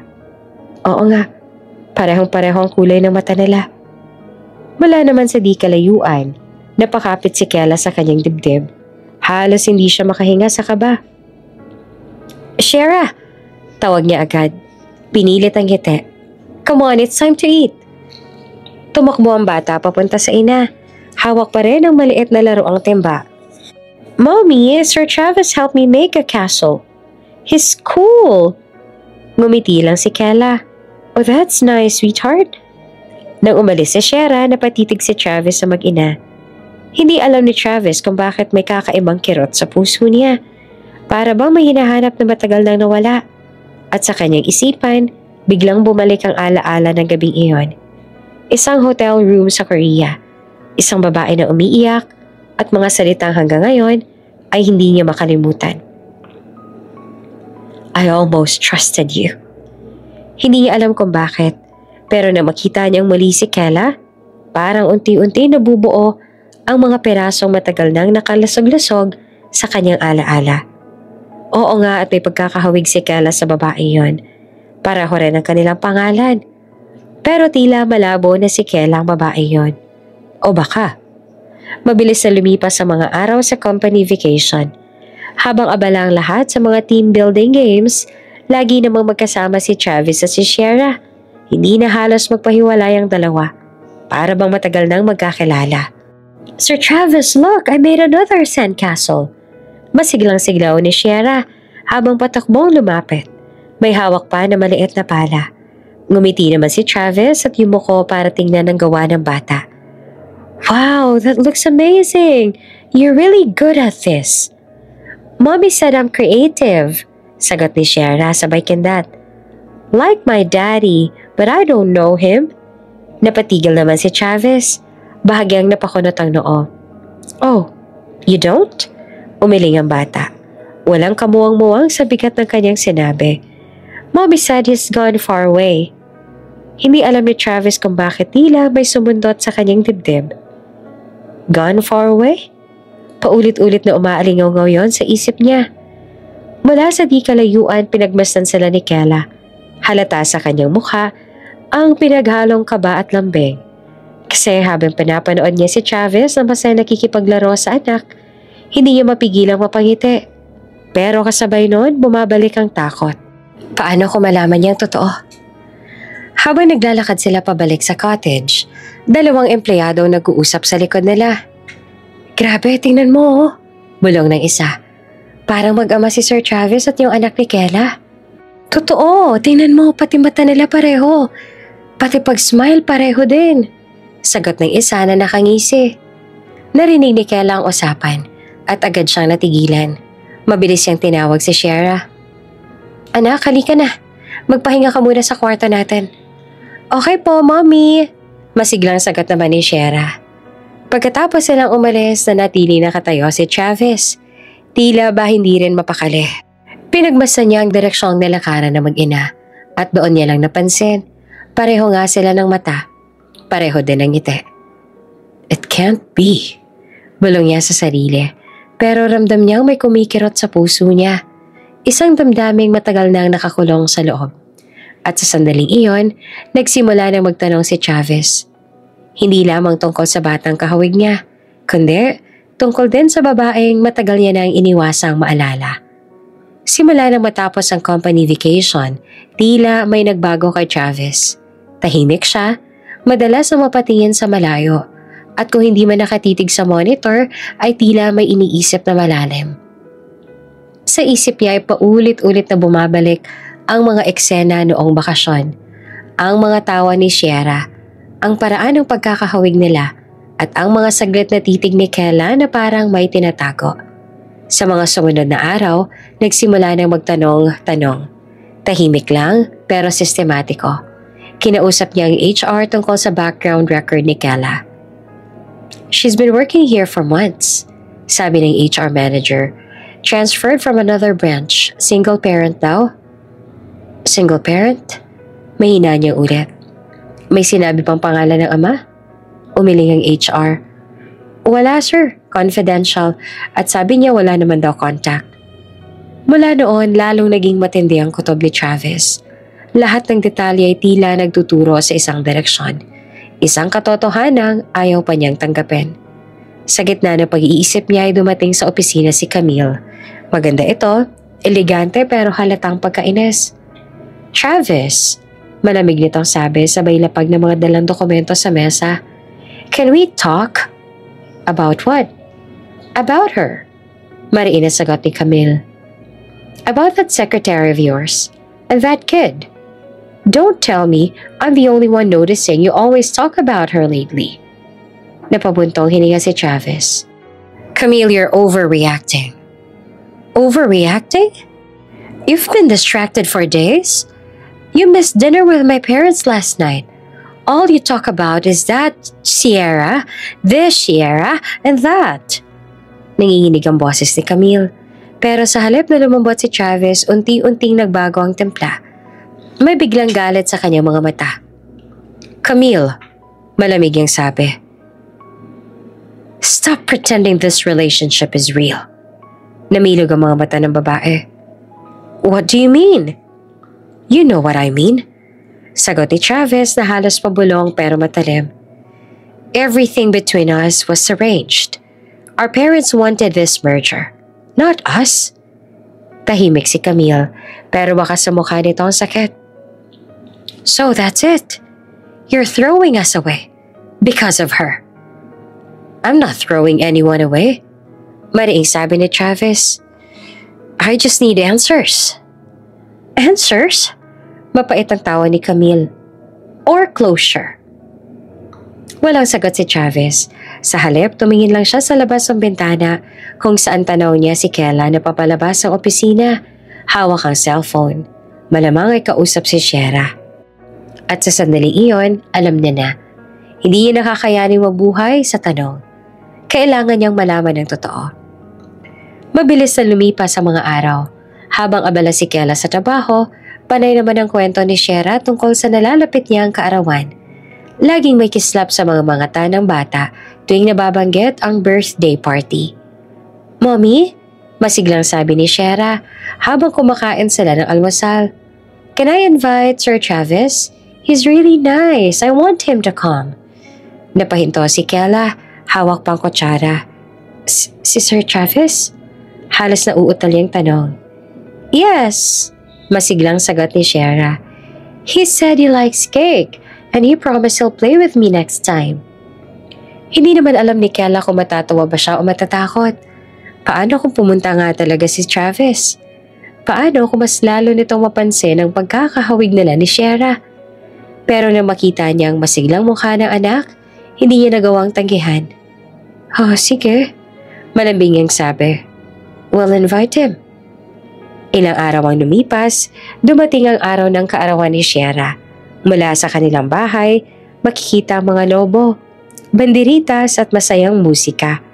Simple lang ang handaan, pansit, spaghetti, fried chicken, at ilang paboritong laro ng bata. Nang sabihin ni Kela sa kanyang magulang at mga kapatid na darating ang ama ni Shera, subalit hindi pa nito alam na may anak sila, maging ang mga ito ay nag-aalala rin. Ganun pa man, sinabi rin nila na maganda rin iyon para mapalapit din ang mag-ama. At sa gitna ng tawanan, huminto si Kela nang may marinig na pamilyar na boses. Am I late? Lumingon siya. Naroon si Travis na nakangiti, may dalang regalo na binalot ng kulay asul na pambalot. Sir Travis! Sigaw ni Shera, sabay takbo at yakap dito. You came! Bahagyang natigilan si Travis, pero agad ding yumuko at niyakap pabalik ang bata. Of course, I wouldn't miss it for the world. At doon, tila may kung anong mainit na dumaloy sa puso ni Travis. Habang nakikita niya si Shera na masayang naglalaro, mas lalong lumalalim ang koneksyon na nararamdaman niya. Isang damdaming mahirap ipaliwanag. Lumapit si Kela, bahagyang kinakabahan. Pasensya na ako, medyo magulo. Hindi ko inaasahan na pupunta ka talaga. Ngumiti naman si Travis. But you invited me. Hindi ko kayang tanggihan si Shera. Salamat din sa pagpunta, sir. Lalong naging masayang anak ko nung dumating ka. Ngumiti rin ito, pero may kakaibang lalim sa tingin niya. You can call me Travis. It's your daughter's birthday after all. Let's drop the formalities for now. Habang tumatagal ang gabi, tila nagiging natural ang lahat. Nagtutulungan sila ni Travis sa paglilinis. Naglalaro pa sila kasama si Shera. At may ilang sandaling parang bumabalik sila sa pagiging magkaibigan. At sa mga titig na iyon, unti-unti nang nagiging malinaw ang katotohanang matagal na tinatago ni Kela sa puso niya. Na kahit gaano niya subukang kalimutan si Travis, hindi niya na iyon magagawa. Samantala, sa kabilang dako, sa isang marangyang bahay, tahimik na nakaupo si Camille. Ang kasintahan ni Travis, hawak niya ang isang basong alak at nakatingin sa litrato nila ni Travis na nakasabit sa dingding. I tried. Mahina niyang sabi, halos pabulong. I really did. Lumapit ang ina nito. Camille, anak, what's wrong? Mapait siyang umiti. Mom, I think no matter what I do, he'll never love me. Because from the start, he never saw his future with me. Anak. She shook her head gently. May luha sa mga mata. I'm going to let him go, Mom. I won't force something that was never meant to be mine. Yumuko siya, pinahid ang luha, at huling beses na tiningnan ang litrato nila ni Travis. Maybe someday, mahina niyang sabi, he'll realize that the love he's been looking for was already in front of him all along. Sa kabilang panig naman ng lungsod, masayang nakatulog si Shiera sa kandungan ni Travis matapos ang mahabang araw ng tawa at laro. Tahimik lamang si Kela, nakatingin sa kanila. May ngiti sa labi pero may kaba sa dibdib. Si Travis naman habang pinagmamasdan ng bata ay may mabigat na tanong sa isip. Why does it feel like she's mine? At doon nagsimulang bumuo ang isang pangako sa puso niya na anuman ang katotohanan, handa siyang harapin ito. Pagkatapos ng birthday party ni Shiera, hindi mapakali si Travis. Paulit-ulit na bumabalik sa isip niya ang mukha ng bata. Ang paraan ng pagtawa nito, pati na ngiti na parang salamin ng sarili niyang mukha noong bata pa siya. Habang nagmamaneho pa uwi, mahigpit ang kapit niya sa manibela. Imposible. Pero bakit parang may koneksyon talaga kami? Pagdating sa kanyang kondo, hindi siya agad nakatulog. Binuksan niya ang laptop at sinimulang tingnan ng ilang lumang records ng kumpanya.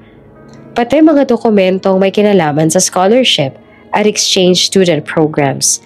Baka sakaling may makita siyang impormasyon tungkol kay Kela. Nang mabasa niya ang pangalan nito sa isang listahan ng mga Filipino exchange students, 8 taon na ang nakakalipas, parang biglang humigpit ang dibdib niya. 8 years ago, mahina niyang bulong. That's the same year I went to Korea for that layover flight. Napahinto siya. Biglang bumalik sa kanya ang mga alaala. Ang masayahing babae sa business class, ang mga mata nitong puno ng inosente at kabang saya. At ang gabing iyon, no, it can't be. Ngunit habang pinipigilan niya ang sarili, mas lalo lamang lumalakas ang kutob niya. Kinabukasan, habang nasa opisina, pinasok niya ang HR system ng kumpanya gamit ang access bilang CEO. Nakita niya roon ang personal record ni Kel, ang address, ang emergency contact, pati ang birthday ng anak ni Shiera. Binasa niya iyon ng mabuti. Shiera Soriano, birthday, November 2, 2017. Napatigil si Travis. Binilang niya sa isip. 7 years old? Born 9 months after that flight? Nanginginig ang kamay niyang inilapag ang tablet. So it's true. Ilang oras siyang natahimik. Halos wala sa sarili sa buong araw. Pansin niyo ng ibang empleyado, pati na si Kela. Sir Travis, mahinahon niyang sabi habang kumakatok sa pintuan ng opisina nito. May ipinapasabing documents po si Sir Daniel from the board. Tumingin naman si Travis sa kanya. Matagal at para bang sinusuri ang bawat detalye ng mukha niya. Thank you, sabi nito pero hindi agad inabot ang folder. Kela, napatingin siya. Sir, can I ask you something? Mababang tono nito. 8 years ago, were you an exchange student to the US? Natigilan siya. Parang may humila sa dibdib niya. Yes, sir. Bakit po? Sandali naman natahimik si Travis bago mali nagsalita. Halos pabalong. And the father of your child? Sir, mabilis siyang putol. Please, let's not talk about that here. Pero bago pa siya makaalis, marahan siyang pinigilan nito. Hindi sa marahas sa paraan, kundi sa paraang puno ng pagkalito at emosyon. Kela, just tell me the truth. Is Shiera my daughter? Nangilid ang luha sa mata ni Kela. Hindi niya alam kung paano sasagot. Sir Travis, please. Nanginginig niya sabi. It's in the past. Wala na pong saysay ang lahat. Pero si Travis ay tila ay hindi makapaniwala. Lahat ng peraso ng palaisipan ay nagdudugtong-dugtong sa kanyang isipan. Ang edad ni Shiera, ang mga mata, at ang tawa, ang paborito nitong pagkain. Pati ang maliliit na nunal sa kanang tuhod, pareho sa kanya noong bata pa siya. 8 years, Kela. Mahina niyang sabi. 8 years na hindi ko alam na may anak pala ako. Hindi na napigilan ni Kela ang luha. Ayokong sirain ang buhay mo, Travis. May girlfriend ka. May trabaho ka. Maayos ang lahat. Wala akong karapatang guluhin yon. Ngunit tumayo si Travis. Lumapit at tinitigang puno ng emosyon ng boses nito. You have no idea how much it hurts knowing that I lost years with my own daughter. Tumulo ang luha ni Kela. I was scared. Mahina niyang sagot. I thought you hated me. You said your parents sent me. That night you didn't even listen. Tahimik silang nagkatitigan. At sa loob ng sandali iyon, bumalik lahat ng kirot. Lahat ng pagkukulang. At lahat ng damdaming matagal na nilang pilit inilibing. Si Travis, bagaman puno ng galit at lungkot, ay unti-unting lumambot ang tinig. I may have been blind then, but I won't make the same mistake again. At sa wakas, ibinaba ni Kela ang kanyang mga balikat. Yes, bulong niya. Halos hindi marinig. She's your daughter, Travis. Tahimik, ngunit ang katahimikang iyon ay may bigat ng katotohanan. Isang katotohanan na magbabago sa lahat. Hindi nakatulog si Travis buong gabi. Sa bawat kisap ng kanyang mga mata, mukha ni Shera ang nakikita niya. Ang inosenteng tawa, ang paraan ng pagsasalita nito, at kung paanong parang may pamilyar na koneksyon sa bawat kilos ng bata. Habang nakaupo siya sa gilid ng kama, napasabunot siya sa sariling buhok. 8 years. 8 years kong hindi nakita ang anak ko. Pinipigil niya ang luha pero hindi niya na kaya. Tahimik niyang sinuntok ang kama. Puno ng sama ng loob sa sarili. Bakit hindi ko siya hinanap? Bakit hindi ko pinakinggan si Kela noon? Kinabukasan, maaga siyang pumasok sa opisina, ngunit hindi para magtrabaho. Hindi niya kaya umupo sa harap ng laptop at magpanggap na normal lang ang lahat. Ang gusto lang niya ay makita si Shera, makausap, mayakap, at marinig man lang itong magsalita ulit. Tinawagan niya si Kela, ngunit ilang ulit bago ito sumagot. Sir Travis, mahinang sagot ni Kela na halatang nag-aalangan. Kela, please. Mabilis niyang tugon. Hindi ko kaya maghintay pa. I need to see her. I need to see my daughter. Tahimik lang sa kabilang linya. Rinig ni Travis ang paghinga ni Kela. Mabagal, nanginginig. Hindi pa siya handa. Sagot ito sa wakas. Baka maguluhan lang siya. Then let me be the one to explain. Pakiusap pa ni Travis. She deserves to know who I am. Makalipas ang ilang taon, nasa harap na siya ng bahay ni Kela. Kinakabahan siya. Hindi niya alam kung anong magiging reaksyon ni Shera. Kung matatanggap ba siya nito bilang ama, hindi niya alam. Pero gusto niya na malaman ni Shera kung sino siyang talaga. Nang bumukas ang pinto, bumungad si Shera. Nakangiti. Hi, Uncle Travis! Masiglang bati ng bata. Mommy said you're coming. Para bang tumigil ang mundo ni Travis, hindi niya napigilang mapangiti. Sabay na paluhod para mapantay sa bata. Hi, Shera. Sabi niya at halos mabasag ang tinig niya sa emosyon. I've missed you. Niyakap siya ni Shera na abot tenga ang ngiti. Namiss din po kita. Alam ng pamilya ni Kela na aaminin na nila kay Shera ang totoo, kaya naman ay umalis muna sila para mabigyan sila ng privacy. Si Shera naman ay may kinuha dahil may ipapakita daw dito kay Travis. Sweetheart, tawag ni Kela sa anak. Come here, baby. Mommy and I need to tell you something. Tumakbo si Shera, papunta sa kanila, pitpit pang hawak na drawing. Look, Mommy, it's me, you and Uncle Travis. Napangiti si Travis, pero sa loob niya ay parang piniga ang puso niya. Ang ganda naman yan, sabi niya, sabay haplos sa ulo ng bata. Pwede bang umupo ka muna sandali? Umupo si Shera. Sa gitna nila ay nakatingin sa kanilang dalawa.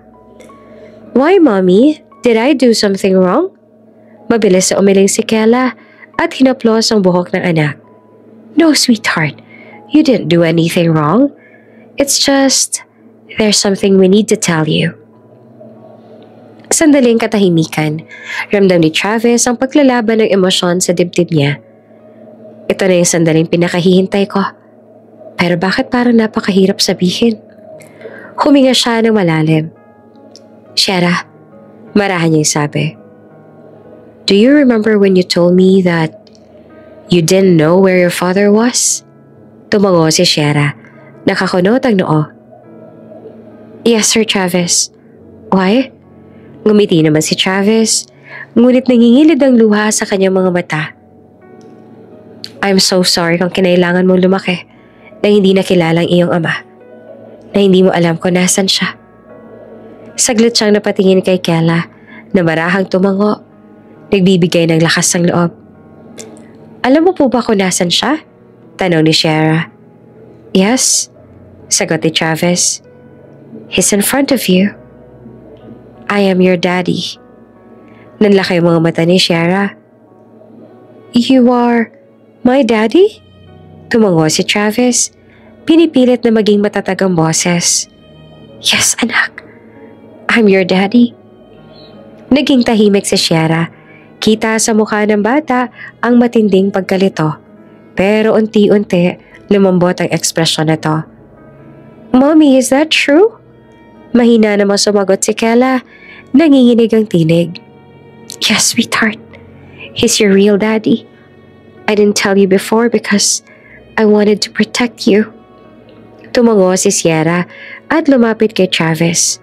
Sandali itong tumitig sa ama na para bang sinusuri kung totoo nga. Then, why didn't you come for me before? Tanong ng bata na halos pabulong. Hindi na nakapagsalita si Travis. Hanggang sang luha nito ay tuluyan ng bumagsak. Because I didn't know, Shera.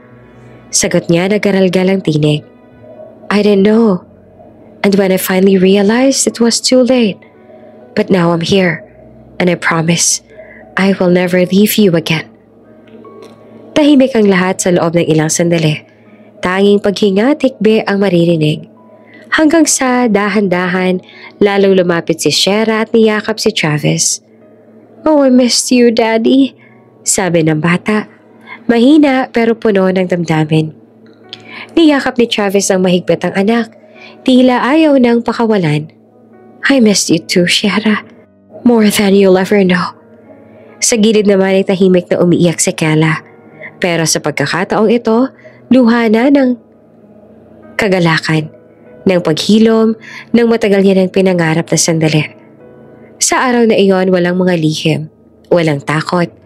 Ang mag-ina at ang lalaki minsan ay nawala sa kanila, ngayon ay buo ng muli bilang isang pamilya. Sa wakas, nahanap na nila ang isa't isa. Iniumalis si Travis matapos noon kasi gusto na mag-ama na masulit ang sandali na sa wakas ay magkasama na sila. Halos ayaw nang lumayo ni Shera sa ama. Hanggang sa nakatulog na nga lang ito. Si Travis na nagbuhat sa anak papasok sa kwarto nito dahil sa kandungan niya ito nakatulog. Thank you, sabi ni Travis kay Kela. For raising her so well. For being strong when I wasn't there. Napayuko si Kela, nangingilid ang luha. Ginawa ko lang kung anong kaya ko, Travis. Wala akong choice, kundi maging matatag.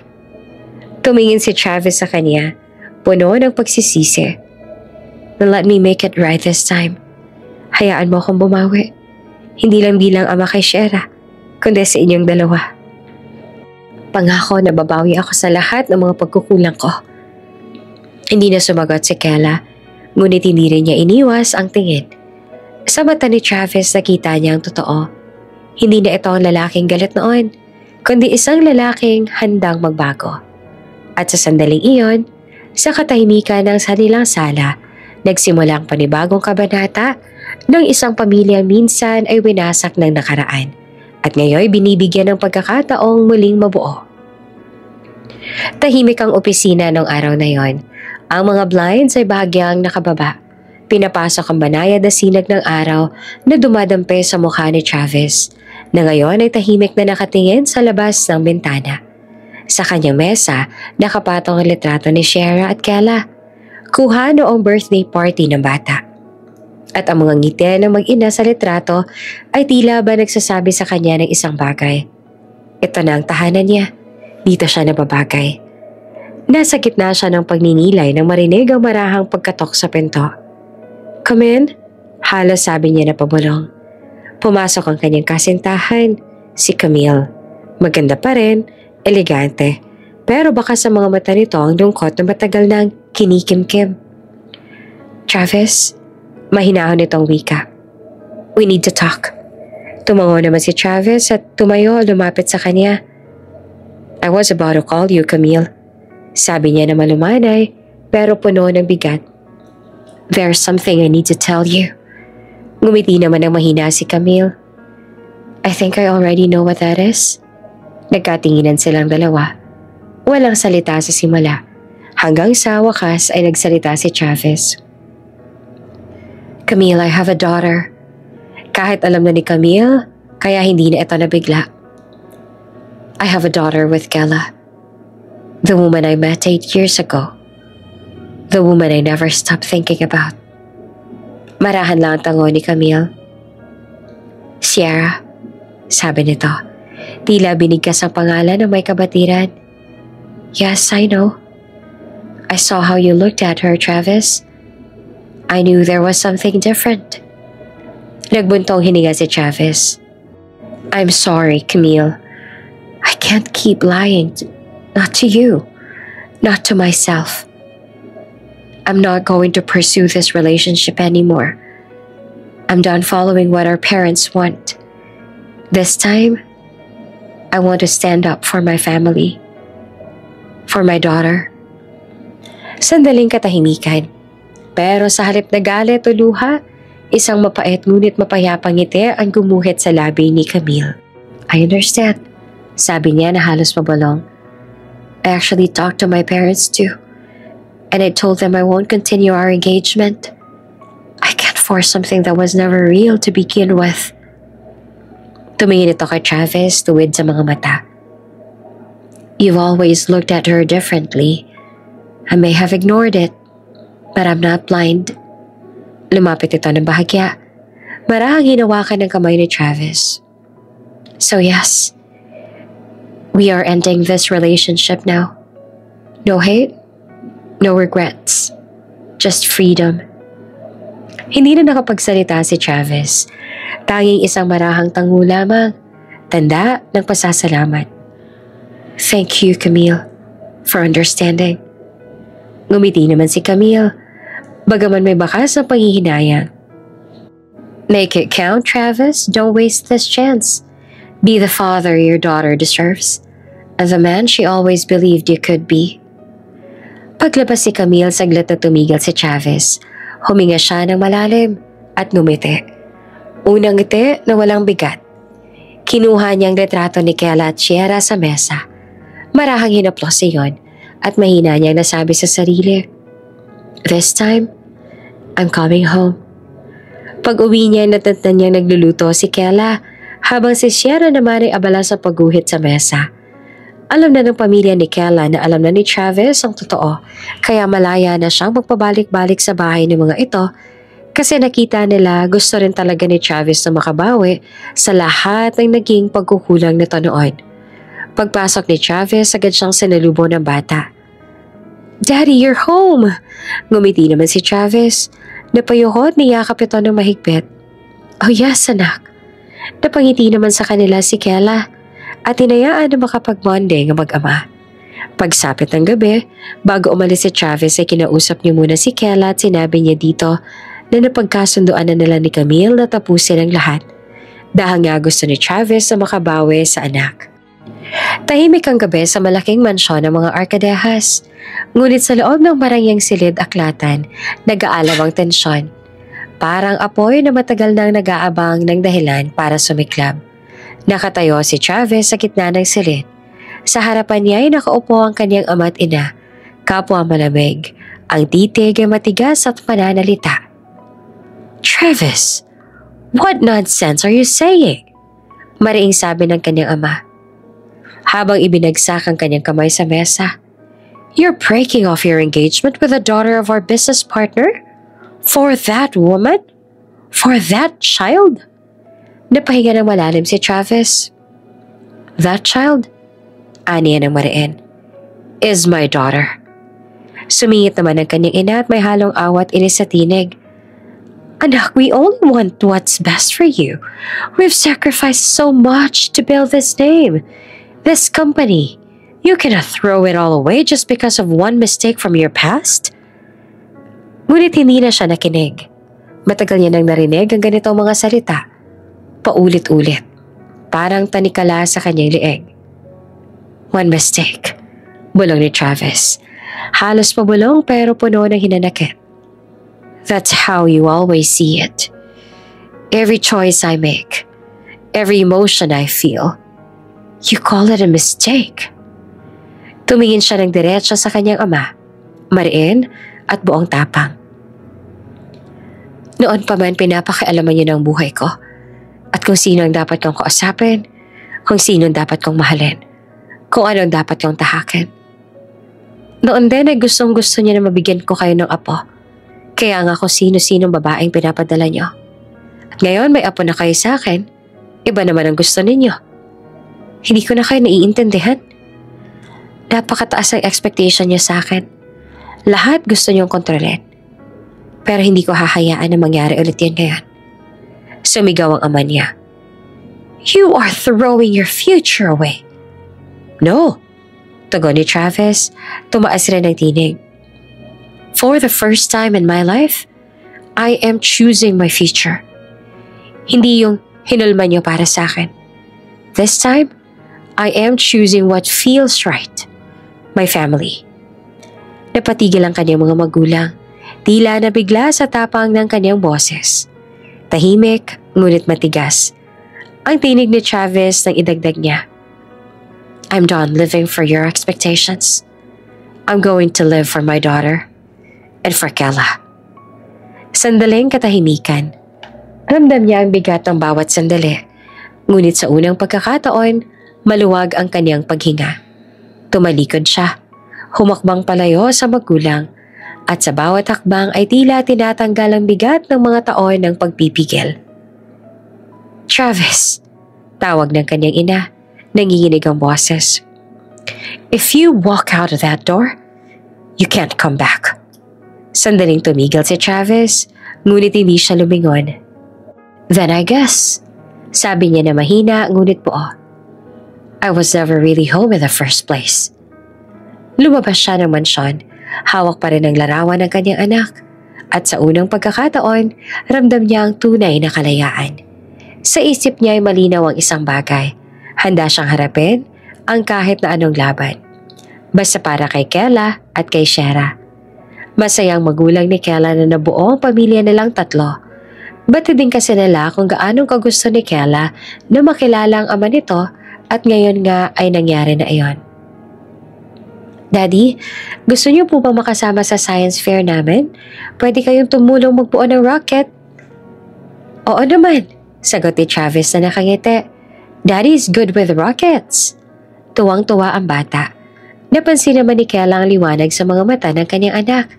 Liwanag na ngayon lang niya muling nakita. Pagkatapos ng lunch, tumulong si Travis magligpit ng mga plato. Hindi mo kailangang, sabi ni Kella pero pinutol siya ni Travis ng isang ngiti. Gusto kong gawin to. Matagal na ako hindi nakakaramdam ng ganitong normal. Tahimik, ilang segundo silang nagkatinginan hanggang sa tumawa si Shera mula sa sala. Mommy, Daddy, picture tayo. Family picture. Nagkatinginan ulit silang dalawa. Pareho ang ngiting mahiya, pero hindi na tumanggi. Lumapit sila kay Shera, naupo sa sofa, at bago pa man makapag-react si Kella, hinila ng bata ang kamay ni Travis para ipatong sa balikat ng kanyang ina. Para mukhang close kayo, sabi ni Shera, inosenteng nakangiti. At doon sa sandali iyon, tila tumigil ang mundo para kay Kella at Travis. Magkalapit, magkadikit, at para bang kahit sandali lang, buo ulit ang pamilyang minsan ay nasira ng maling pagkakataon. Ang kuya naman ni Kella na siyang kumuha ng picture ay napangiti at iiling-iling na lang. Nang makuha na ni Shera ang litrato gamit ang timer, Sabay tawa itong tumakbo pabalik sa gitna. Yay! Family photo! Mami, Daddy, tingnan niyo, ang ganda natin. Napatingin si Chavez sa larawan at may bahagyang luha sa gilid ng kanyang mga mata. Hindi niya man sabihin ng malakas pero sa loob-loob niya, ito ang larawan ng tahanang matagal niyang hinanap. At sa tabi niya, si Kela na unti-unti ring napapangiti. Mahirap man, awkward pa minsan, ngunit alam niyang may bagong simula silang tatlo. Isang pamilyang pinagsama, hindi ng kasunduan, kundi ng pag-ibig, kapatawaran, at pagkakataon. Makalipas ang ilang linggo, unti-unti nang nagiging maayos ang lahat sa buhay ni Kela, Travis at Sierra. Sa umaga, sabay-sabay silang nag-aalmusal. Sa hapon naman, sabay silang lumalakad pa uwi mula sa school ni Sierra. At sa gabi, madalas ay magkakatabi silang tatlo habang nanonood ng pelikula. Tahimik pero puno ng kapayapaan. Hindi man nila binabanggit, alam nilang lahat na may mga sugat pa rin kailangang maghilom. Ngunit sa bawat tawa ni Sierra, sa bawat ngiti ni Kela, ay parang gamot sa mga alaala ng nakaraan. Isang gabi habang tulog na si Sierra, nagpaiwan si Travis sa balkonahe. Ang wish kasi ni Sierra ay wag muna siyang umuwi sa bahay niya at dito na siya sa kanila magpalipas ng gabi. At syempre, pabor naman yun kay Travis dahil halos ayaw naman niyang lumayo sa kanyang mag-ina. Tahimik siyang nakaupo, hawak ang isang tasa ng kape at pinagmamasa ng mga bituin sa langit. Lumabas si Kela, suot ang manipis na cardigan at marahang naupo sa tabi niya. Hindi ka pa rin natutulog? Tanong ni Kela na halos pabulong. Ngumiti si Travis. Hindi pa. Sanay kasi ako magpuyat dati sa trabaho. Pero ngayon parang gusto ko nalang tumitig dito. Sa langit? Tanong ni Kela na nagbibirong tono. Oo, sagot niya. Kasadang ko naalala kung gaano ako kaswerteng binigyan ulit ng pagkakataon. Tahimik silang dalawa. Ang malamig na simoy ng hangin ay tila nagdadala ng alaala ng mga gabing puno ng sakit, ng galit at ng mga luhang matagal nang inililihim. Pagkatapos ng ilang sandali, nagsalita si Travis, halos pabulong ngunit puno ng damdamin. Alam mo, Kela, matagal ko nang inisip kung paano ako magsisimula ulit. Akala ko dati, sira na ang lahat. Pero nung nakita ko kayo mag-ina, parang bigla ako naisip, baka hindi pa huli ang lahat. Napatingin si Kela sa kanya, tahimik lang. Travis, mahina niyang sambit. Ang mahalaga nandito ka na. Si Sierra masaya na. At ako, hindi na nito natapos ang sasabihin dahil hinawakan ni Travis ang kanyang kamay. Pero paano naman ako? Bulong na to. Kasi Kela, totoo pala yung sinasabi nila na kapag may mahal ka, kahit ilang taon pang lumipas, ramdam mo pa rin, hindi nawala, hindi naglaho. At ngayon na nandito na kayo, ayoko nang hayaan pa na mawala ulit. Nanginig ang mga kamay ni Kela, hindi niya alam kung anong sasabihin. Ang damdamin niyang pilit niyang tinatago sa likod ng katahimikan ay biglang sumiklab. Travis, ayoko na masaktan ulit. May hina niyang sabi. Natakot ako noon at hanggang ngayon natatakot pa rin ako pero nagtagpo ang kanilang mga mata at doon na tila naglaho ang lahat ng takot. Pero sa tuwing nakikita ko si Sierra na masaya kasama ka, parang gusto ko maniwala ulit. Ngumiti si Travis, malumanay. Then let me prove it, Kela. Hayaan mong ipakita ko sa'yo na kaya kong maging ama at lalaking marunong magmahal ng totoo. Hindi dahil sa nakaraan ko, di dahil sa ngayon. Tahimik si Kela at sa ilalim ng malamlam na liwanag ng buwan, marahan siyang niyakap ni Travis. Hindi iyon mapusok na yakap, kundi isang yakap ng paghilom, ng kapatawaran, ng pag-ibig na muling nabubuo. At sa di kalayuan sa kwarto ni Sierra, maririnig ang munting boses nito. Good night, Mommy. Good night, Daddy. At sa gabing iyon, tuluyan na nagsimula ang bagong yugto ng kanilang buhay. Hindi na bilang magkaibang mundo, kundi bilang isang pamilya na muling natutong magmahal. Makulimlim ang umaga, ngunit puno ng sigla ang buong eskwelahan. May mga nakasabit na lobo, may mga makukulay na banner, at maririnig sa paligid ang tawanan ng mga bata. Araw iyon ng family day, at si Sierra ay sobrang excited dahil ngayon lang unang makakasama ng buo ang kanyang pamilya sa ganitong okasyon. Mommy, Daddy, bilis po! Magsisimula ng program!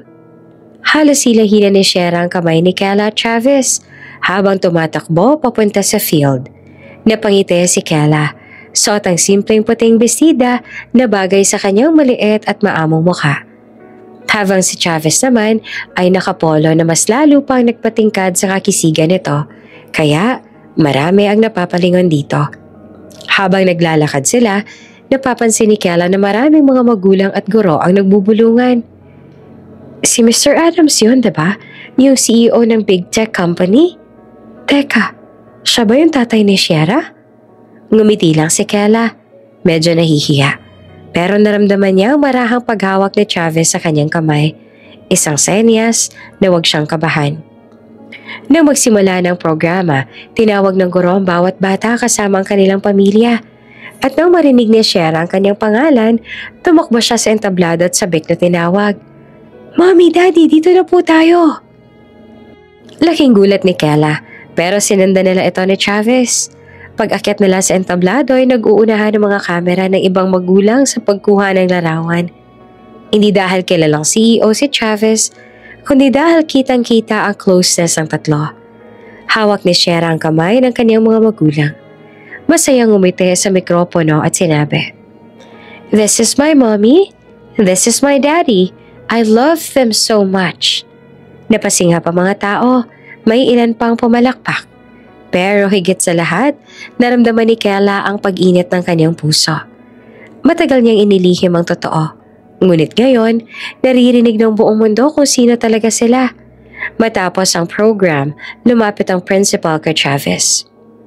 Mr. Adams, hindi namin alam na anak niyo si Sierra. She's a very smart and kind girl, just like you. Ngumiti naman si Travis at hinawakan sa balikat ang anak. She got it all from her mom, sabi niya sabay tingin kay Kela.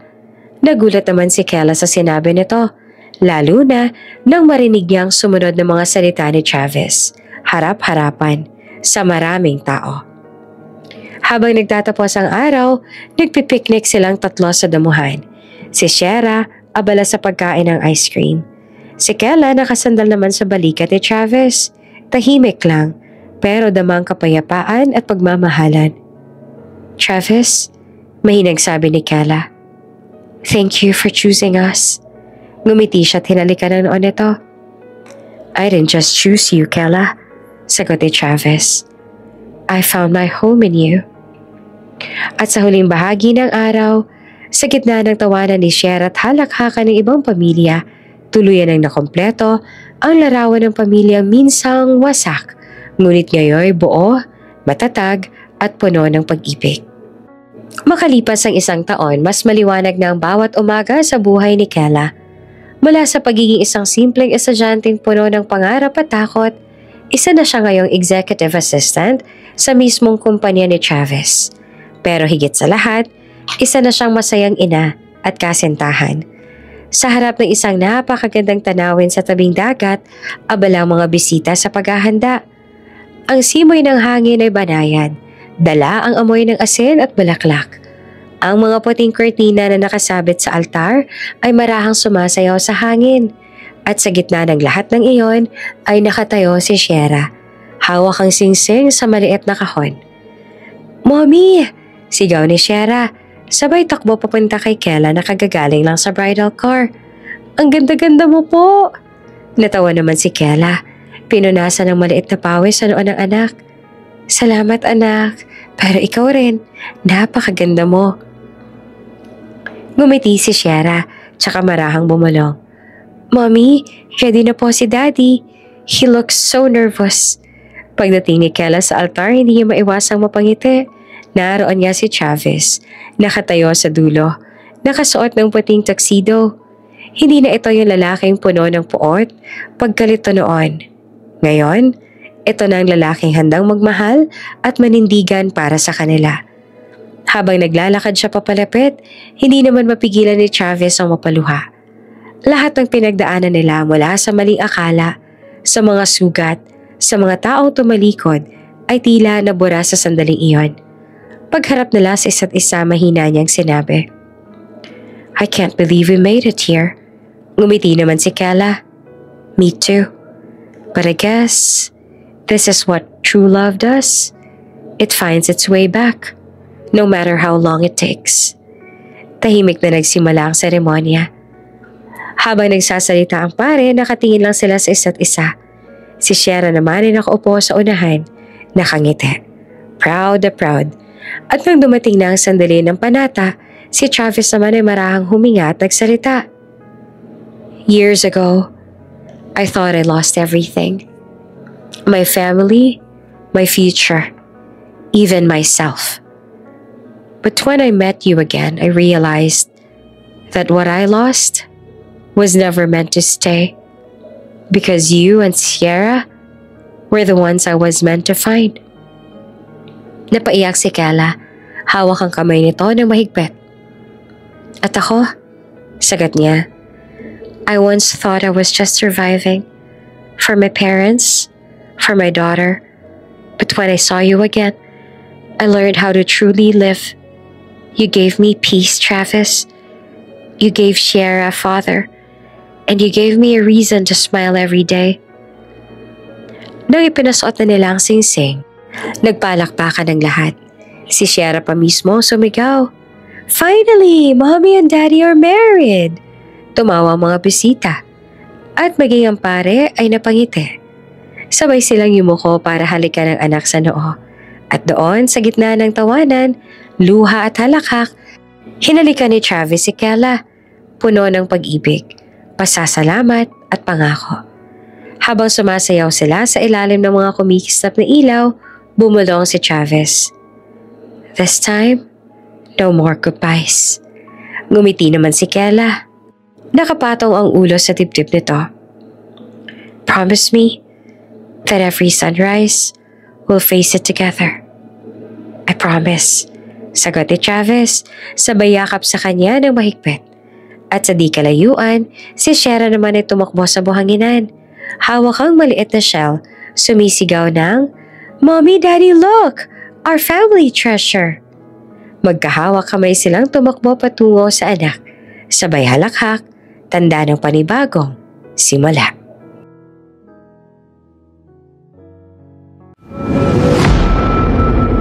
Bago ka pa lang sa channel na ito, Ate Jane TV, huwag kalimutang pindutin ang notification bell and subscribe button.